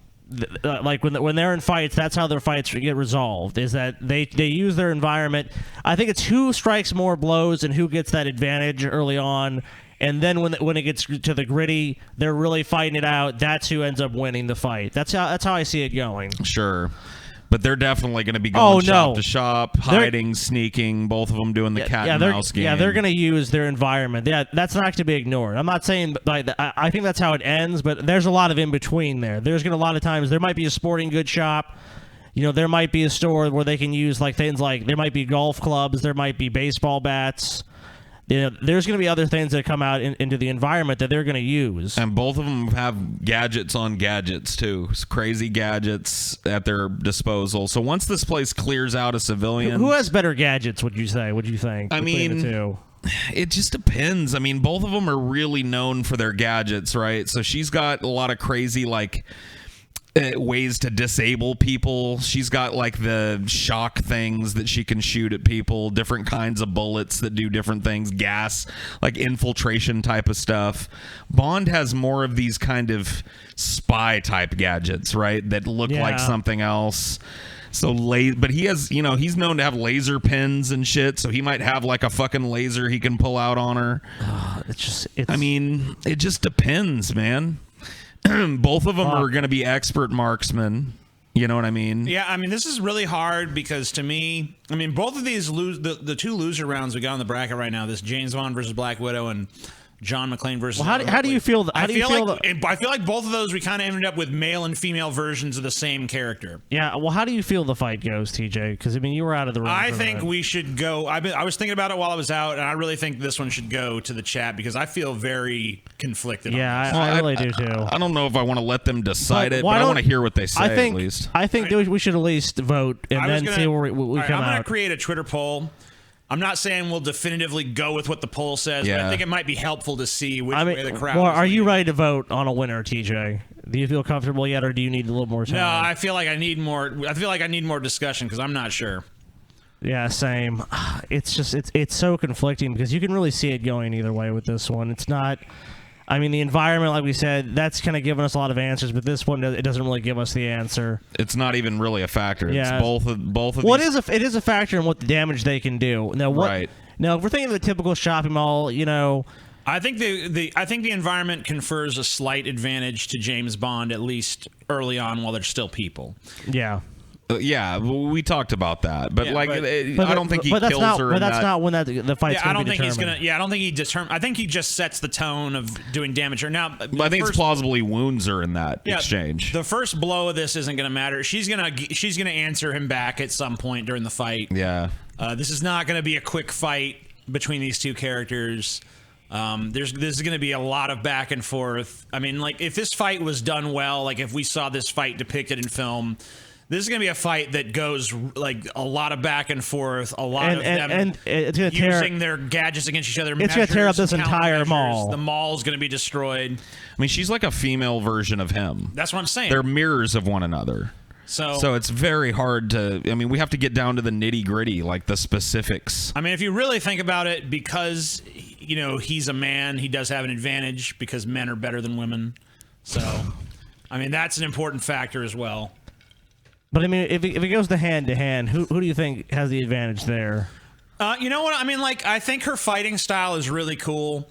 I think it's, I like the way that she fucking, I mean, like, she just, like, will just swing on you like a jungle gym and pull you, like you try to attack where you think she is, but she's already somewhere else. I mean, is Bond able to counter that? Because, I mean, she can beat up guys like these kind of like SEAL Team 6 guys, because you see it in the Avengers all the time. So, I mean, is she... Bond is aliens presented, and all kinds of shit. I mean, especially the modern Bond, as a super fucking hand-to-hand So you do think expert. they can go toe-to-toe? I think so. Okay. Bond is not just a SEAL, I man. think He's got everything. I'm thinking they're pretty evenly matched in that. Different styles of combat, but I think that, But close. If you're going to call James Bond a slouch in hand-to-hand, I mean, that's just not... No, especially the modern Bond, Nothing who's canonically- way more reliant on that. Nothing canonically would support that. Well, I mean, we have to find the advantage. We have to find the edge. Who has the I think edge? it's going to come down to gadgets, dude. You feel it's gadgets? Because honestly, that's the factor that we haven't really talked about because it's hard to do, but we have to fucking figure out who's got the better gadgets out of these two. Well, TJ, why don't we look at some of Bond's past gadgets, and why don't we look at some of Black Widow's gadgets? And yeah, it'd be interesting just to kind of get a taste for what they may have on them during this fight. You know what I mean? Right. There's also a poll on our Twitter. If you'd like to weigh in and let us know what it's your at opinion is. what is it? Deep Fat Fried Pod. At Deep Fat Fried Pod. There you go. Excuse me. All right. So obviously, actually, let me go ahead and make sure I can find Black Widow. Okay. So we're looking at. Okay, so I'm looking at the James Bond stuff here. I mean, like, you want to look more at the modern era of Bond, I'm assuming? Yeah. I mean, yeah, that's who we're really kind of thinking about. Because you're talking about the hand-to-hand of that era, so right. Let's assume we're looking at more of a modern Bond. Modern James Bond, not the classic, right? Man with the golden gun kind of shit. All right, so, wow, there's just a lot of gadgets. I'm still scrolling through this fucking giant Wikipedia article here. Okay, Daniel Craig era. Okay, cool. All right, so from Casino Royale, this is what he has. He has a mobile phone with sophisticated GPS and 3.2 megapixel digital camera with the ability to take multiple pictures very rapidly. Who cares? So he's got an out-of-date smartphone. Yes. Okay. No big advantage there. Bond is implanted with a microchip that helps MI6 keep track of Bond's whereabouts and monitors vitals and shit. Don't see much help from there. No.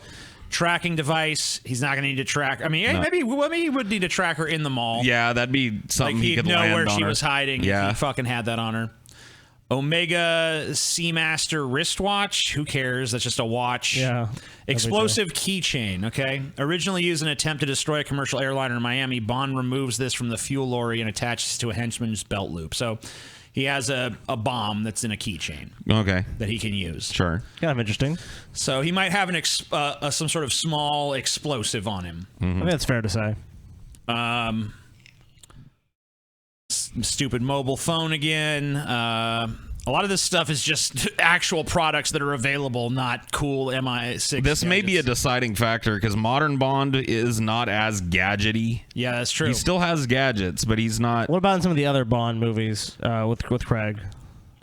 Yeah, I'm looking at him. It just seems like he kind of just he had some light bulb bombs, I guess. So bombs, helicopter with public address system, I guess. I don't know. Hunting knife. Wow. James Bond's gotten a little bit more low tech in recent years, if you really think about it. He's more reliant on the hand-to-hand kind of chasing, agility, and shooting. Black Widow has those gauntlets, I guess. She's got way more like sci-fi type of tech too. He's got more like real-world possible tech. I assume we're talking about the cinematic version of Black Widow as opposed to the comic book version here. That's who I'm thinking of. All right, so Black Widow uses prototype gauntlets with electrical weapons created by S.H.I.E.L.D. Tech's director. Shit, dude. That can deliver powerful shocks from two shaped bracelets for the Black Widow. They light up with blue lines when activated and allow their wielder to electrocute their enemy on contact. No indication is given of how the wearer is insulated from it. Well, whatever she is. In Iron Man 2, Black Widow uses a pair of bracelets during her raid on the on Hammer Industries, searching for Ivan Vanko. Okay. However, these bracelets do not have the same glove attachments and blue lights, and are not used like Black Widow's bite in the Avengers. In the Avengers, when Chitauri forces invade Earth during the Battle of New York, Black Widow used the gauntlet to electrocute several enemy troops by jamming her charged fist into them while engaging them in her unique style of close combat. In Captain America, the Winter Soldier, when S.H.I.E.L.D. sent Strike, Captain America, and Black Widow to recapture the Lemurian Star, Agent Romanov took out a pirate guarding the ship's engine room. So what? That doesn't tell me anything about her gadgets. gauntlets. They're so still far. talking about the gauntlets. Yeah. Do they list any other gadgets, or does she just have the gauntlets?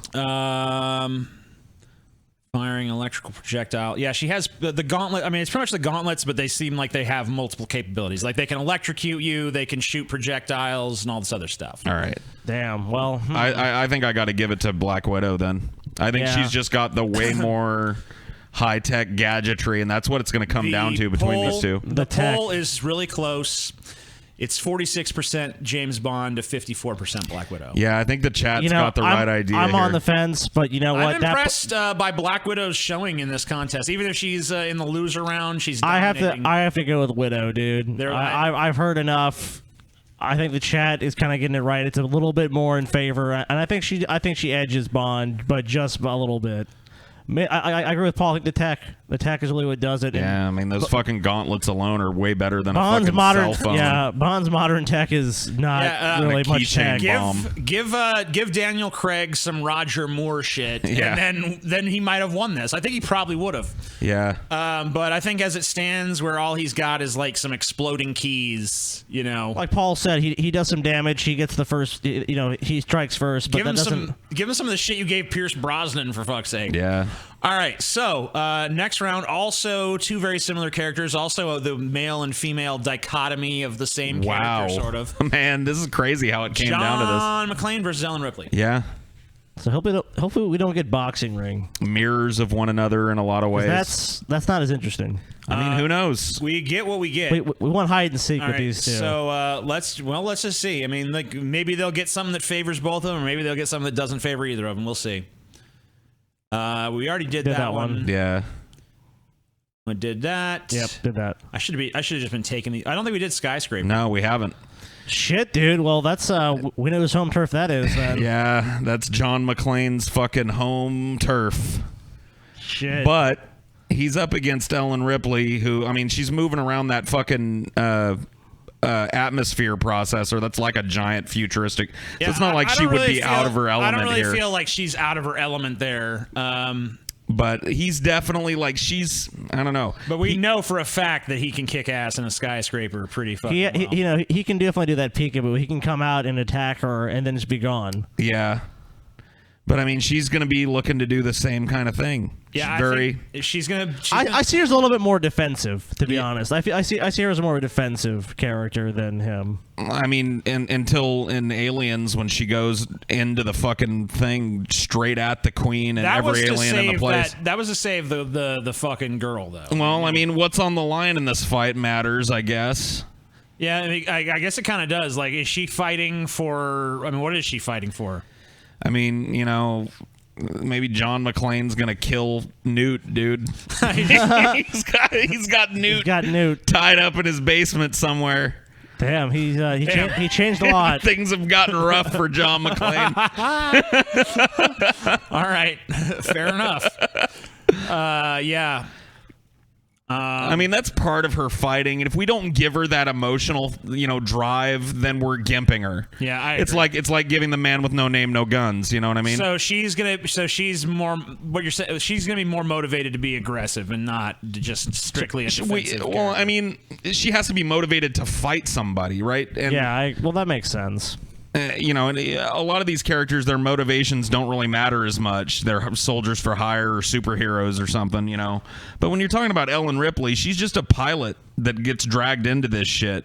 And John McClane's just a cop that gets dragged into this shit. You know what I mean? So it's like, you have to consider their motivation. You have to consider that both of them are going in equally motivated for the fight. So, yeah, I mean, neither of them are really exceptional in hand-to-hand combat. I mean, they're not. I wouldn't say either of them are bad particularly, but they're not. That's not going to be the deciding factor in this. Neither one of them. A lot of people are asking if these are fights to the death. Not necessarily, but not necessarily not. Yeah, I mean, it's what I mean? Fights till somebody wins conclusively. If it seems like the two of those characters, like Batman doesn't necessarily kill his opponent, so Batman, it's probably not to the death. Right, Mike Tyson might just knock somebody the fuck out and it's over. You know? I mean, but like if they do, I mean, it can be result in fatality, but it doesn't have to. So yeah, like I see if Conan won, that the other motherfucker's dead. You know what I mean? There's not any sort of he spared their life. Does Ripley have a flamethrower? If we're gonna give John McClane guns, she's got to have a flamethrower. Fuck, dude. She's got to have. Well, here's the thing. She's got to have burn that damn skyscraper down. Well, I mean, if that's what she's got to do, she nukes the entire atmosphere processor. But, so, like you said, if her goal is to save somebody, is she really gonna want to burn the building down? Yeah, she's probably not gonna be going wantonly so setting things on that's gonna fire be at that point. Judiciously used. Yeah. Man, I mean, she's got to be able to cobble one together at least. You know what I mean?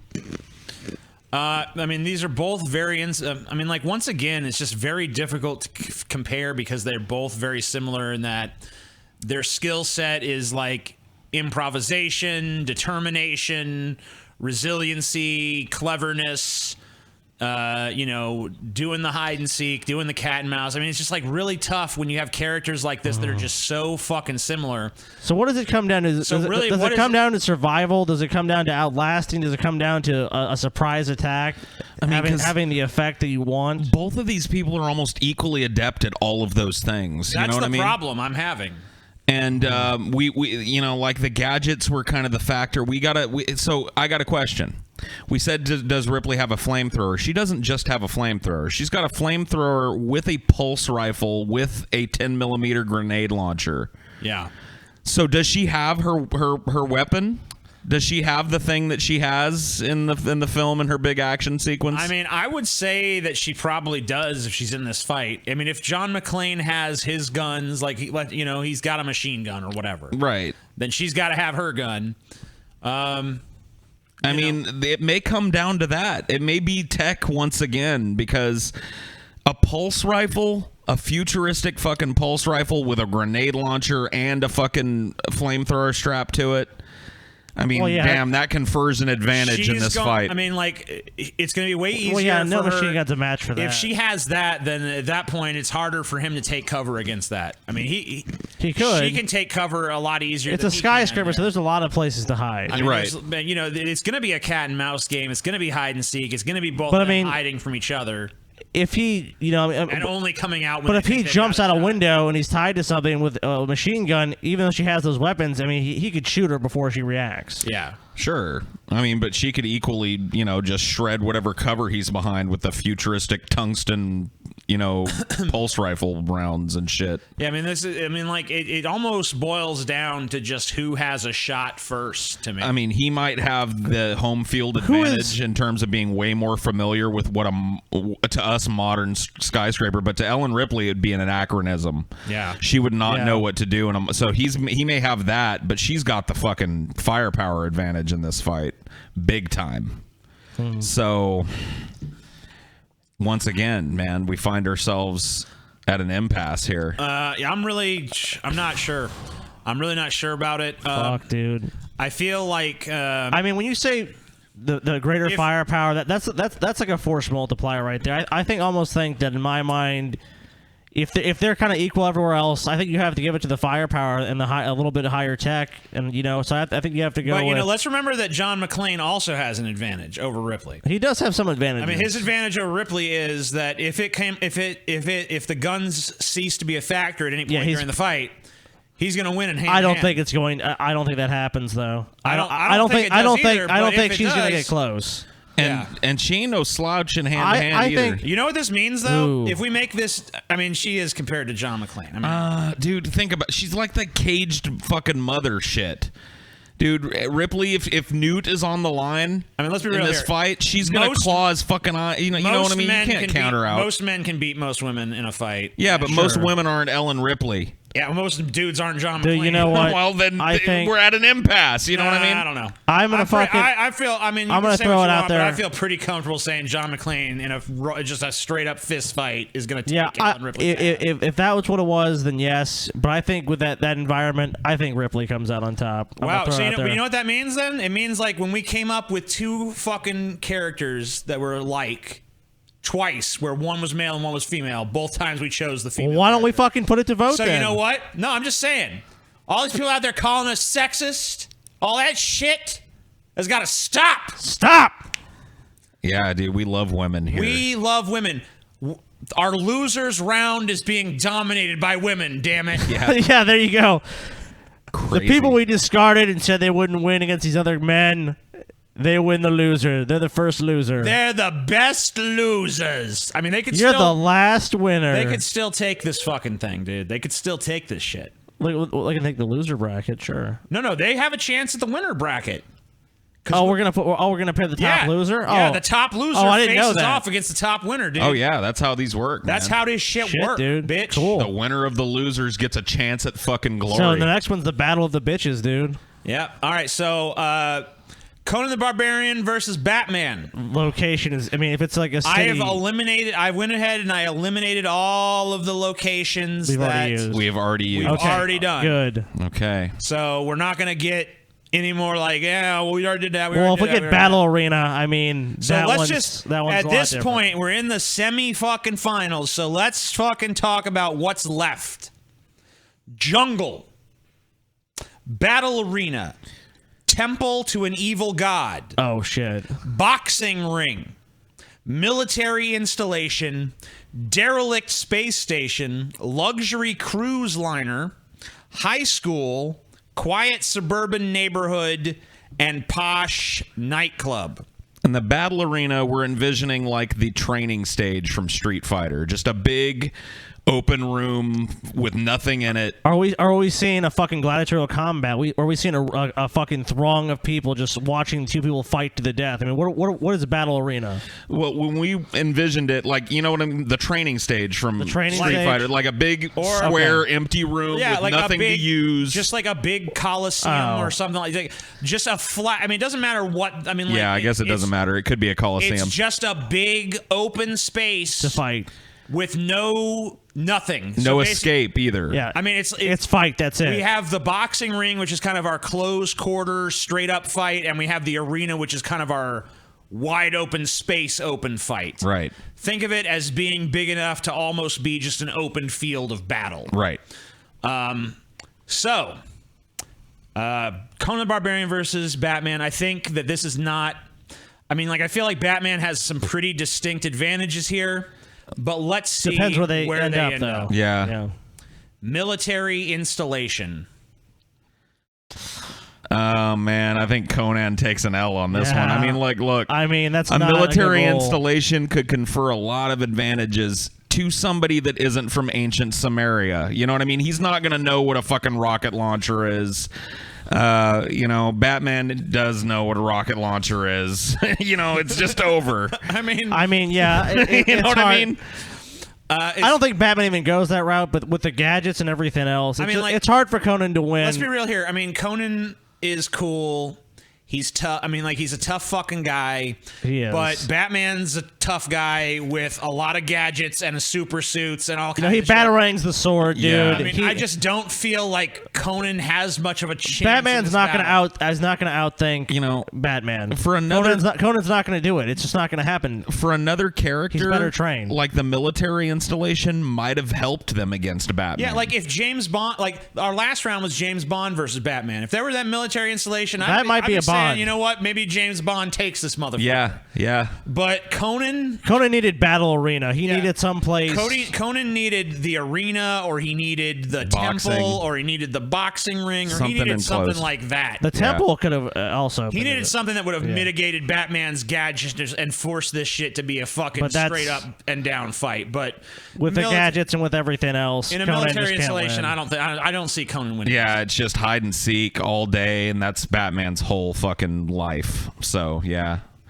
Sorry, Conan. The brute force character. I takes don't the think L. that you. I don't think you always would have lost Conan. I think that you could have done better. I will say this about Conan. Like, my initial feelings on him, he went way further in the bracket than I thought he would make it, honestly.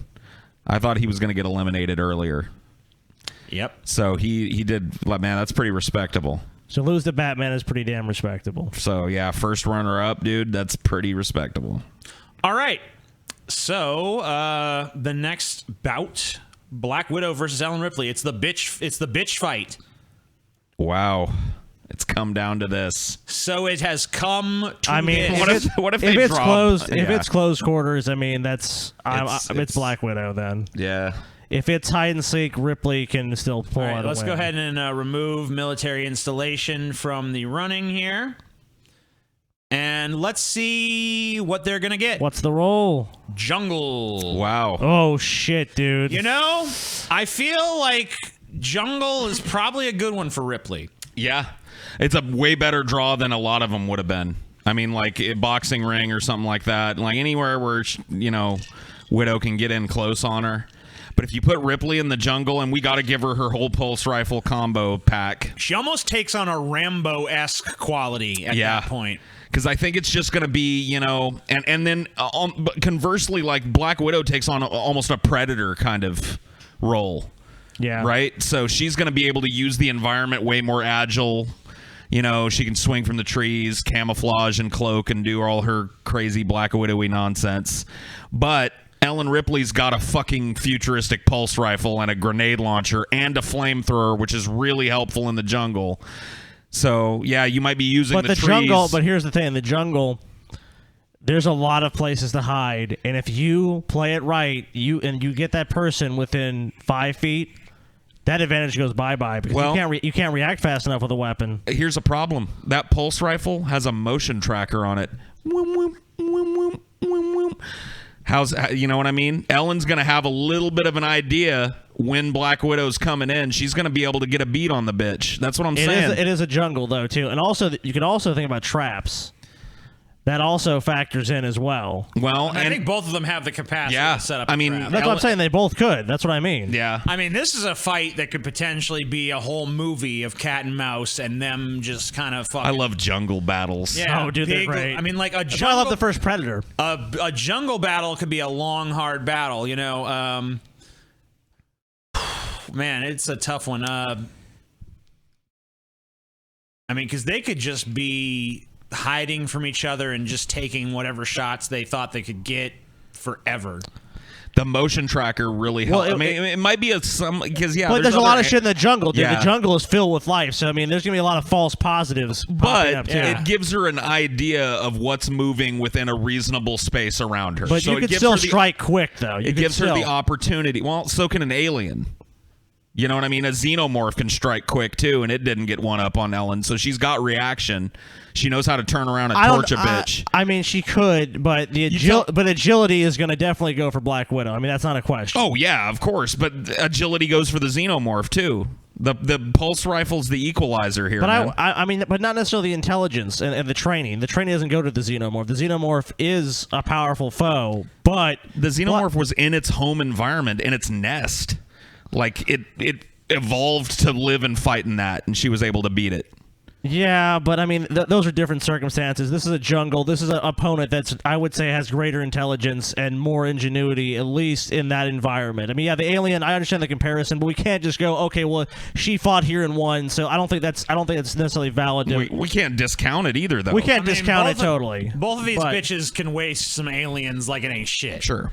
You know, like Ellen takes out those xenomorphs, like Black Widow taking out the Chitauri. I think the element of surprise is what you have to really give here too, because the jungle is definitely going to be an ambush pop out thing. It's not going to be we're fighting head to head a lot. It's going to be I'm popping out and what damage can I do to you? Can I kill you? Can I injure you? Yeah, there's going to be a lot of ambushes here. I think both of them are going to have pretty quick reaction times to any sort of ambush. But Paul said too. I mean, you know, with the weapon you have, I mean, she can fucking start shooting and do a lot of damage, and you know, and that can be concussive damage, that can be other kinds of damage. But you know, if she steps into a trap, because she's not as adept to that environment. Someone just brought up that Ripley could start torching the jungle. I don't know if she would do that. Well, that's what I'm saying. If she might be endangering herself. Well, that'd be a lot of fog of war. That'd be a lot of smoke, and that would be a lot of animals moving around. So that would actually might play to a disadvantage. It would depend, though. If Black Widow was using the trees against her a lot, it might be to her advantage to torch the trees around a clearing that she's at and make a stand there.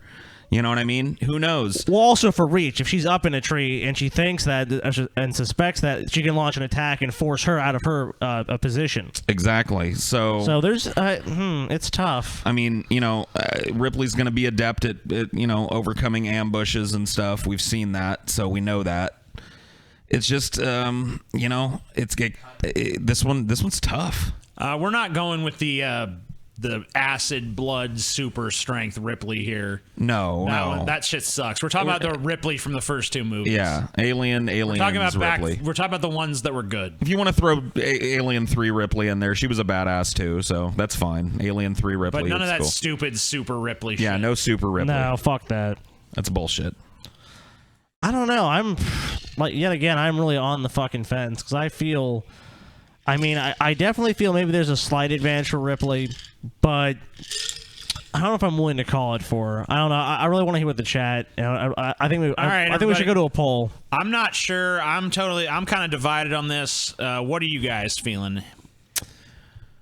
I mean, I'm slightly leaning towards Ripley myself because once again, we have to consider the emotional factor here too. Why is she fighting? It's gonna be, you know, if we take that from her, we gimp her in this fight.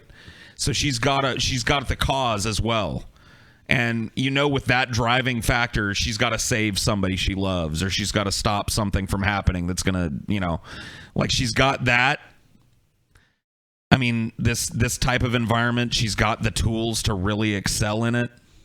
I feel both characters can excel in the environment. Yeah.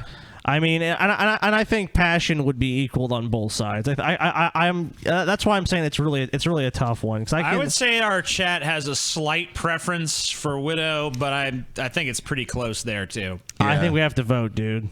I'm feeling a vote. And I'm not necessarily to decide it, but let's kind of test the water. You know what I mean? Let's see the temperature of the water.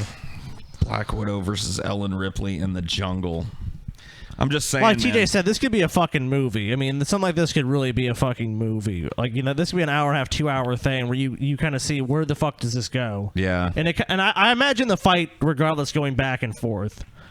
It's gonna keep going back and forth until one of them wins. It's not gonna be.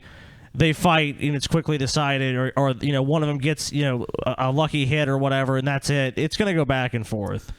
Yeah. We have got a new poll over at Deep Fat Fried Pod, our Twitter account.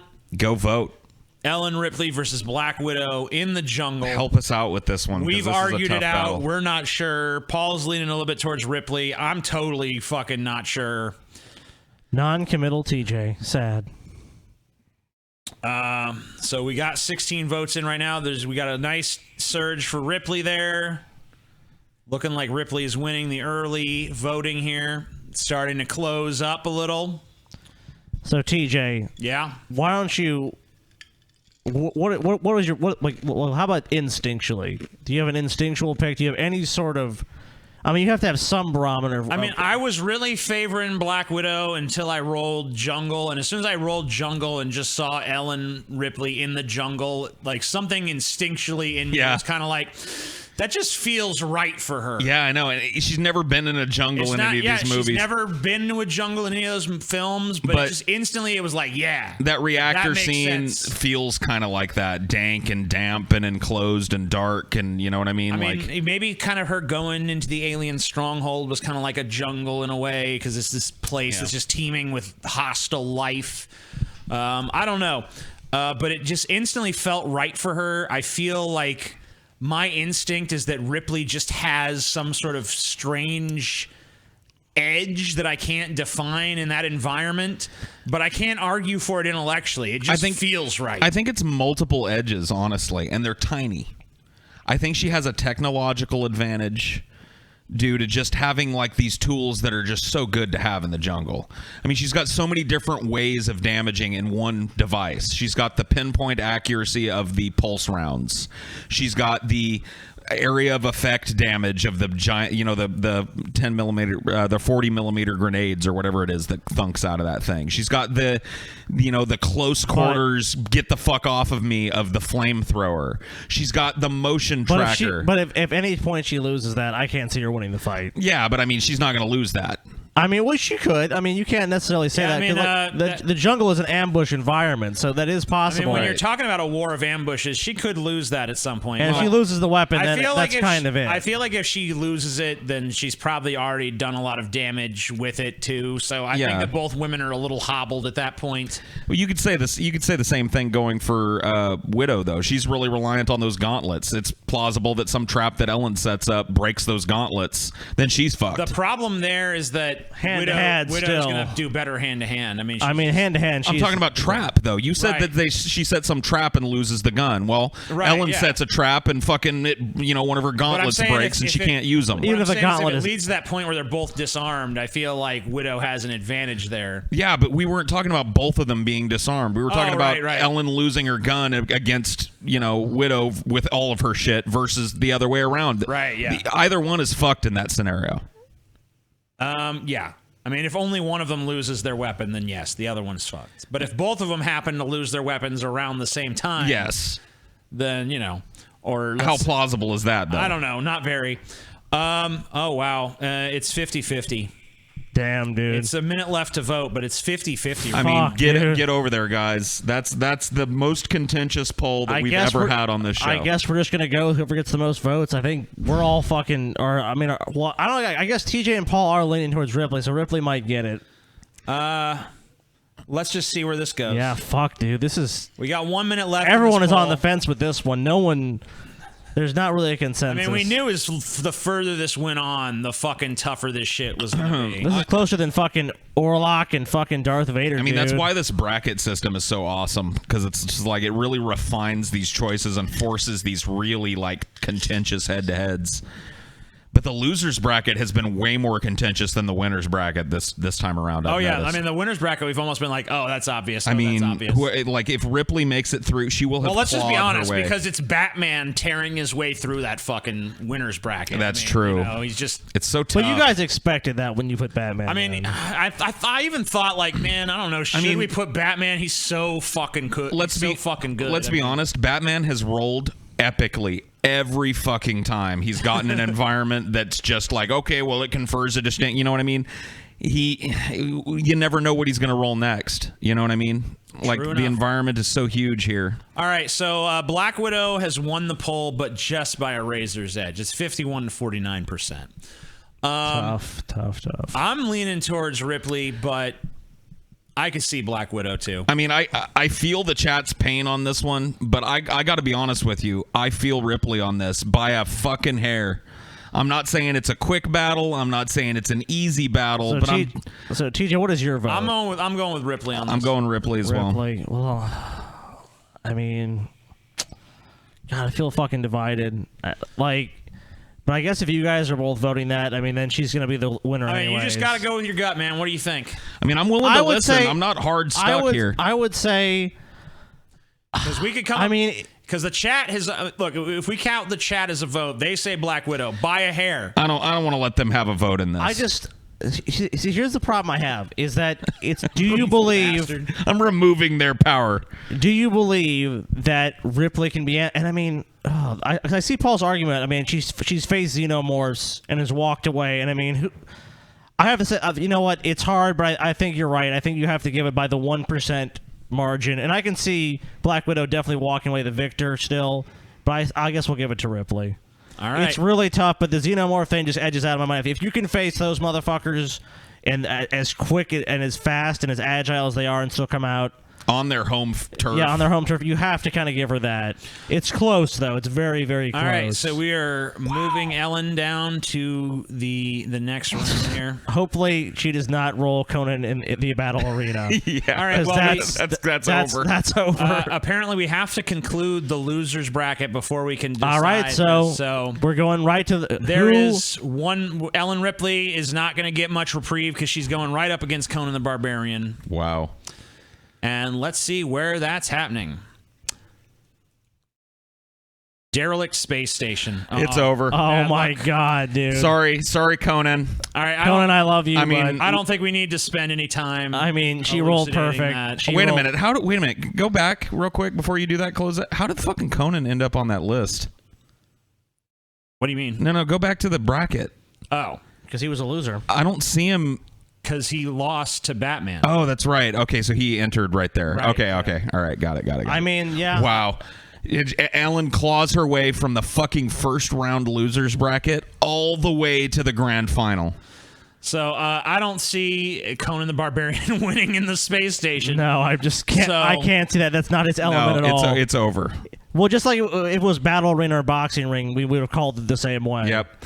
And here's because Ripley's not winning a hand-to-hand fight with Conan. No, that's just not. That's not even possible. But here's the problem, though. Ellen Ripley just lost her best chance of beating Batman because we're losing Derelict Space Station. Yeah. I mean, well, let's just see what they get. Yep. And it's kind of Battle Arena. Oh my God. Oh, sorry for an anticlimactic finish, but we cannot. But no. I mean, let's just be real. Batman, even with Ripley's weapon, Batman's going to be able to disable that weapon. Wow. It's just not a contest. Yeah. I mean, it's just a rematch of the first time. She actually did much better in the cityscape. You know, I mean, yeah. I guess she's got that gun, so I mean, she'd be able to shoot some rounds off at Batman in an open field, so she has a chance of hitting him. Maybe, dude. Let's make the grand final a best of 3, dude. A best of 3. Yeah. All right. So he beats her in the battle arena, and they roll one more time. Well, let's talk about what happens in the battle arena. Because when we did the first one, it was cityscape. I mean, that's going to be home field territory. That's going to be the end of the arena. She's going to fucking just use the distance to her advantage because that's the only chance she's going to have. I mean, Batman is adept at disarming thugs, and Ellen Ripley is not a trained Marine. So, I mean, she's got all this firepower, and that's great. Let's just ask ourselves honestly if she's going to win in any of these. So she's got battle arena. We say, I mean, like, she might be able to use the distance and the lack of things for him to hide behind to kind of maybe try to fucking get a shot off at him, but he's probably going to disarm her from a distance. He has tons of things he can use. Yeah, so that's not going to be. That's not going to temple to an evil god. I mean, that's kind of an equalizer because it's enclosed and dark, and she's got the motion tracker, so it's cat and mousey. You know what I mean? There's all kinds of hidden passageways in the temple and shit.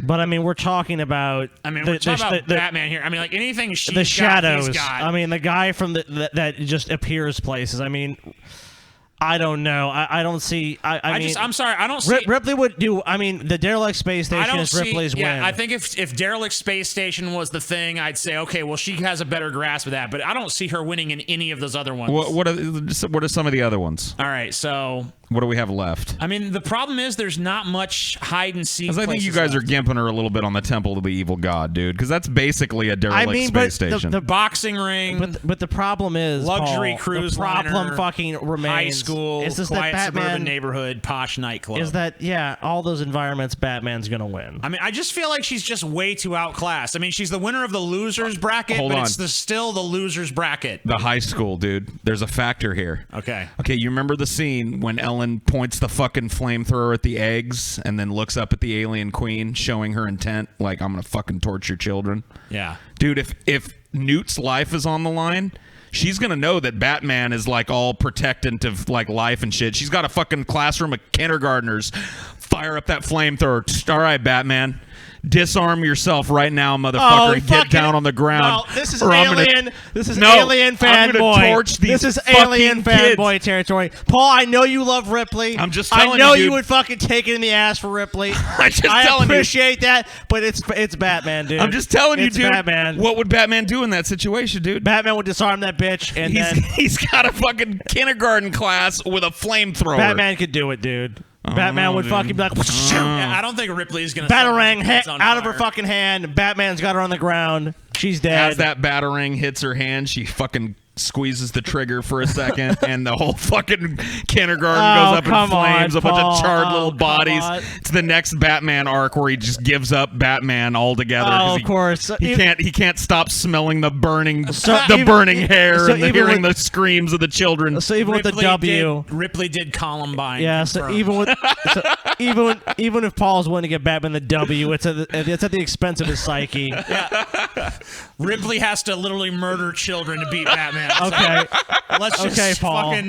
let's just admit that Batman wins this. Batman fucking All wins. right, fair enough. So, all right, Batman. I think I probably could have predicted you were going to be the winner of Tournament this, of but- Champions winner. I knew he was gonna fucking squeak his way through. TJ's such a fucking Batman fanboy. Oh, dude, Paul, come on. When you were arguing for Ripley, I fucking knew your ass. TJ I knew where you were goddamn coming from, Paul. Running the goddamn bracket, Paul, just okay. squeaks through his All right, fucking little Paul, fucking let me ask you a favorite question. dude everywhere. Let me ask you a question, Paul. What is your favorite movie? Aliens. Who is the main character? of Ellen Alien? Ripley. Thank you. I rest my case. I rest my fucking case. Whatever. What's TJ's Hold on. favorite fucking character of all time? The Joker. From what? Batman. Okay. I rest my case. Hey, I didn't. If it was the Joker, then I look. I understand, but TJ really loves the Joker a lot more than Batman. Yeah. He really does. But he sucks Batman's He fucking does. He does. All right, Dark hold on. Knight cock all the goddamn time. I'll give you that. He definitely does. All right, so let's just say goodbye to our fucking fallen heroes. I don't know if this music is going to sound even remotely appropriate for this. I guess that works. Wow. Conan, you have failed. Go to hell. The gods have judged you harshly. Black Widow, you did well, but you have failed. But, yeah. Mike Tyson, you didn't do that well. Yeah, you suck, dude. You got fucked up, Mike. I'm sorry. You got hurt real bad, Mike. You tried, but you went up against fictional characters, though, so Yeah. you did okay. For You that. represented IRL folk pretty good. Yeah. John McClane, you did all right. Yeah, for Yeah, yourself. you kicked You're some all right. ass and took some names. You know, you beat Mike Yippee-ki-yay. Tyson, you yippee-ki-yay and motherfuckered all that shit. James, Bond. you didn't make it nearly as far as I thought you would, James. But he still did respectably. fucking- You're a respectable You know man. what? Batman was in his way, though. So, Clint, I'm sorry. disappointing. You just never got an environment that played directly to your marksmanship, man, with no name. Sorry. and Yeah. being that environment dependent, I think, just kind of sunk him. Man, maybe in a future bracket you'll roll an Old West town. Yep, Batman, you won. Ripley, Oh, you were. Ripley, you were the fucking. look at her. She's holding that flamethrower on the Ripley kids. was the I didn't fucking think dark. I didn't think you were gonna make She was it. the dark horse. She made it really fucking far, dude. She fought her way up one of the toughest losers brackets I've ever seen in one of these fucking things. Like, she just absolutely dominated every fucking roll. Sorry, Just Paul. her tenacity, her willpower, her drive, She's beautiful. her She's ability talented. to see She's And then- amazing. that line. And then she lost. Batman! Suck his dusky bat cock. Batman. Don't forget to juggle the Gotham balls, TJ. Batman, motherfucker. Right underneath the utility belt, TJ. That's where the bat balls are. Damn, Paul, you know what I realized is the second time it's come down to it, you're in the fucking finals, dude, and you fucking take an L right at the fucking end. That's dude. because, dude, I'm the dark horse in these, and one of these days I'll have my revenge. I'll have my fucking revenge. Maybe next Friday, dude. Yeah, maybe. Who knows? You know what? We have a very interesting idea for next Friday, but we don't reveal our episode ideas. No, we don't. So, we don't. I have a feeling Paul might get a W next week, then. Let's put it that way. Oh, wow. All right. Thank you for watching Deep Fat Motherfucking Fry. Good night. Good night, everybody. Bitches. Yeah.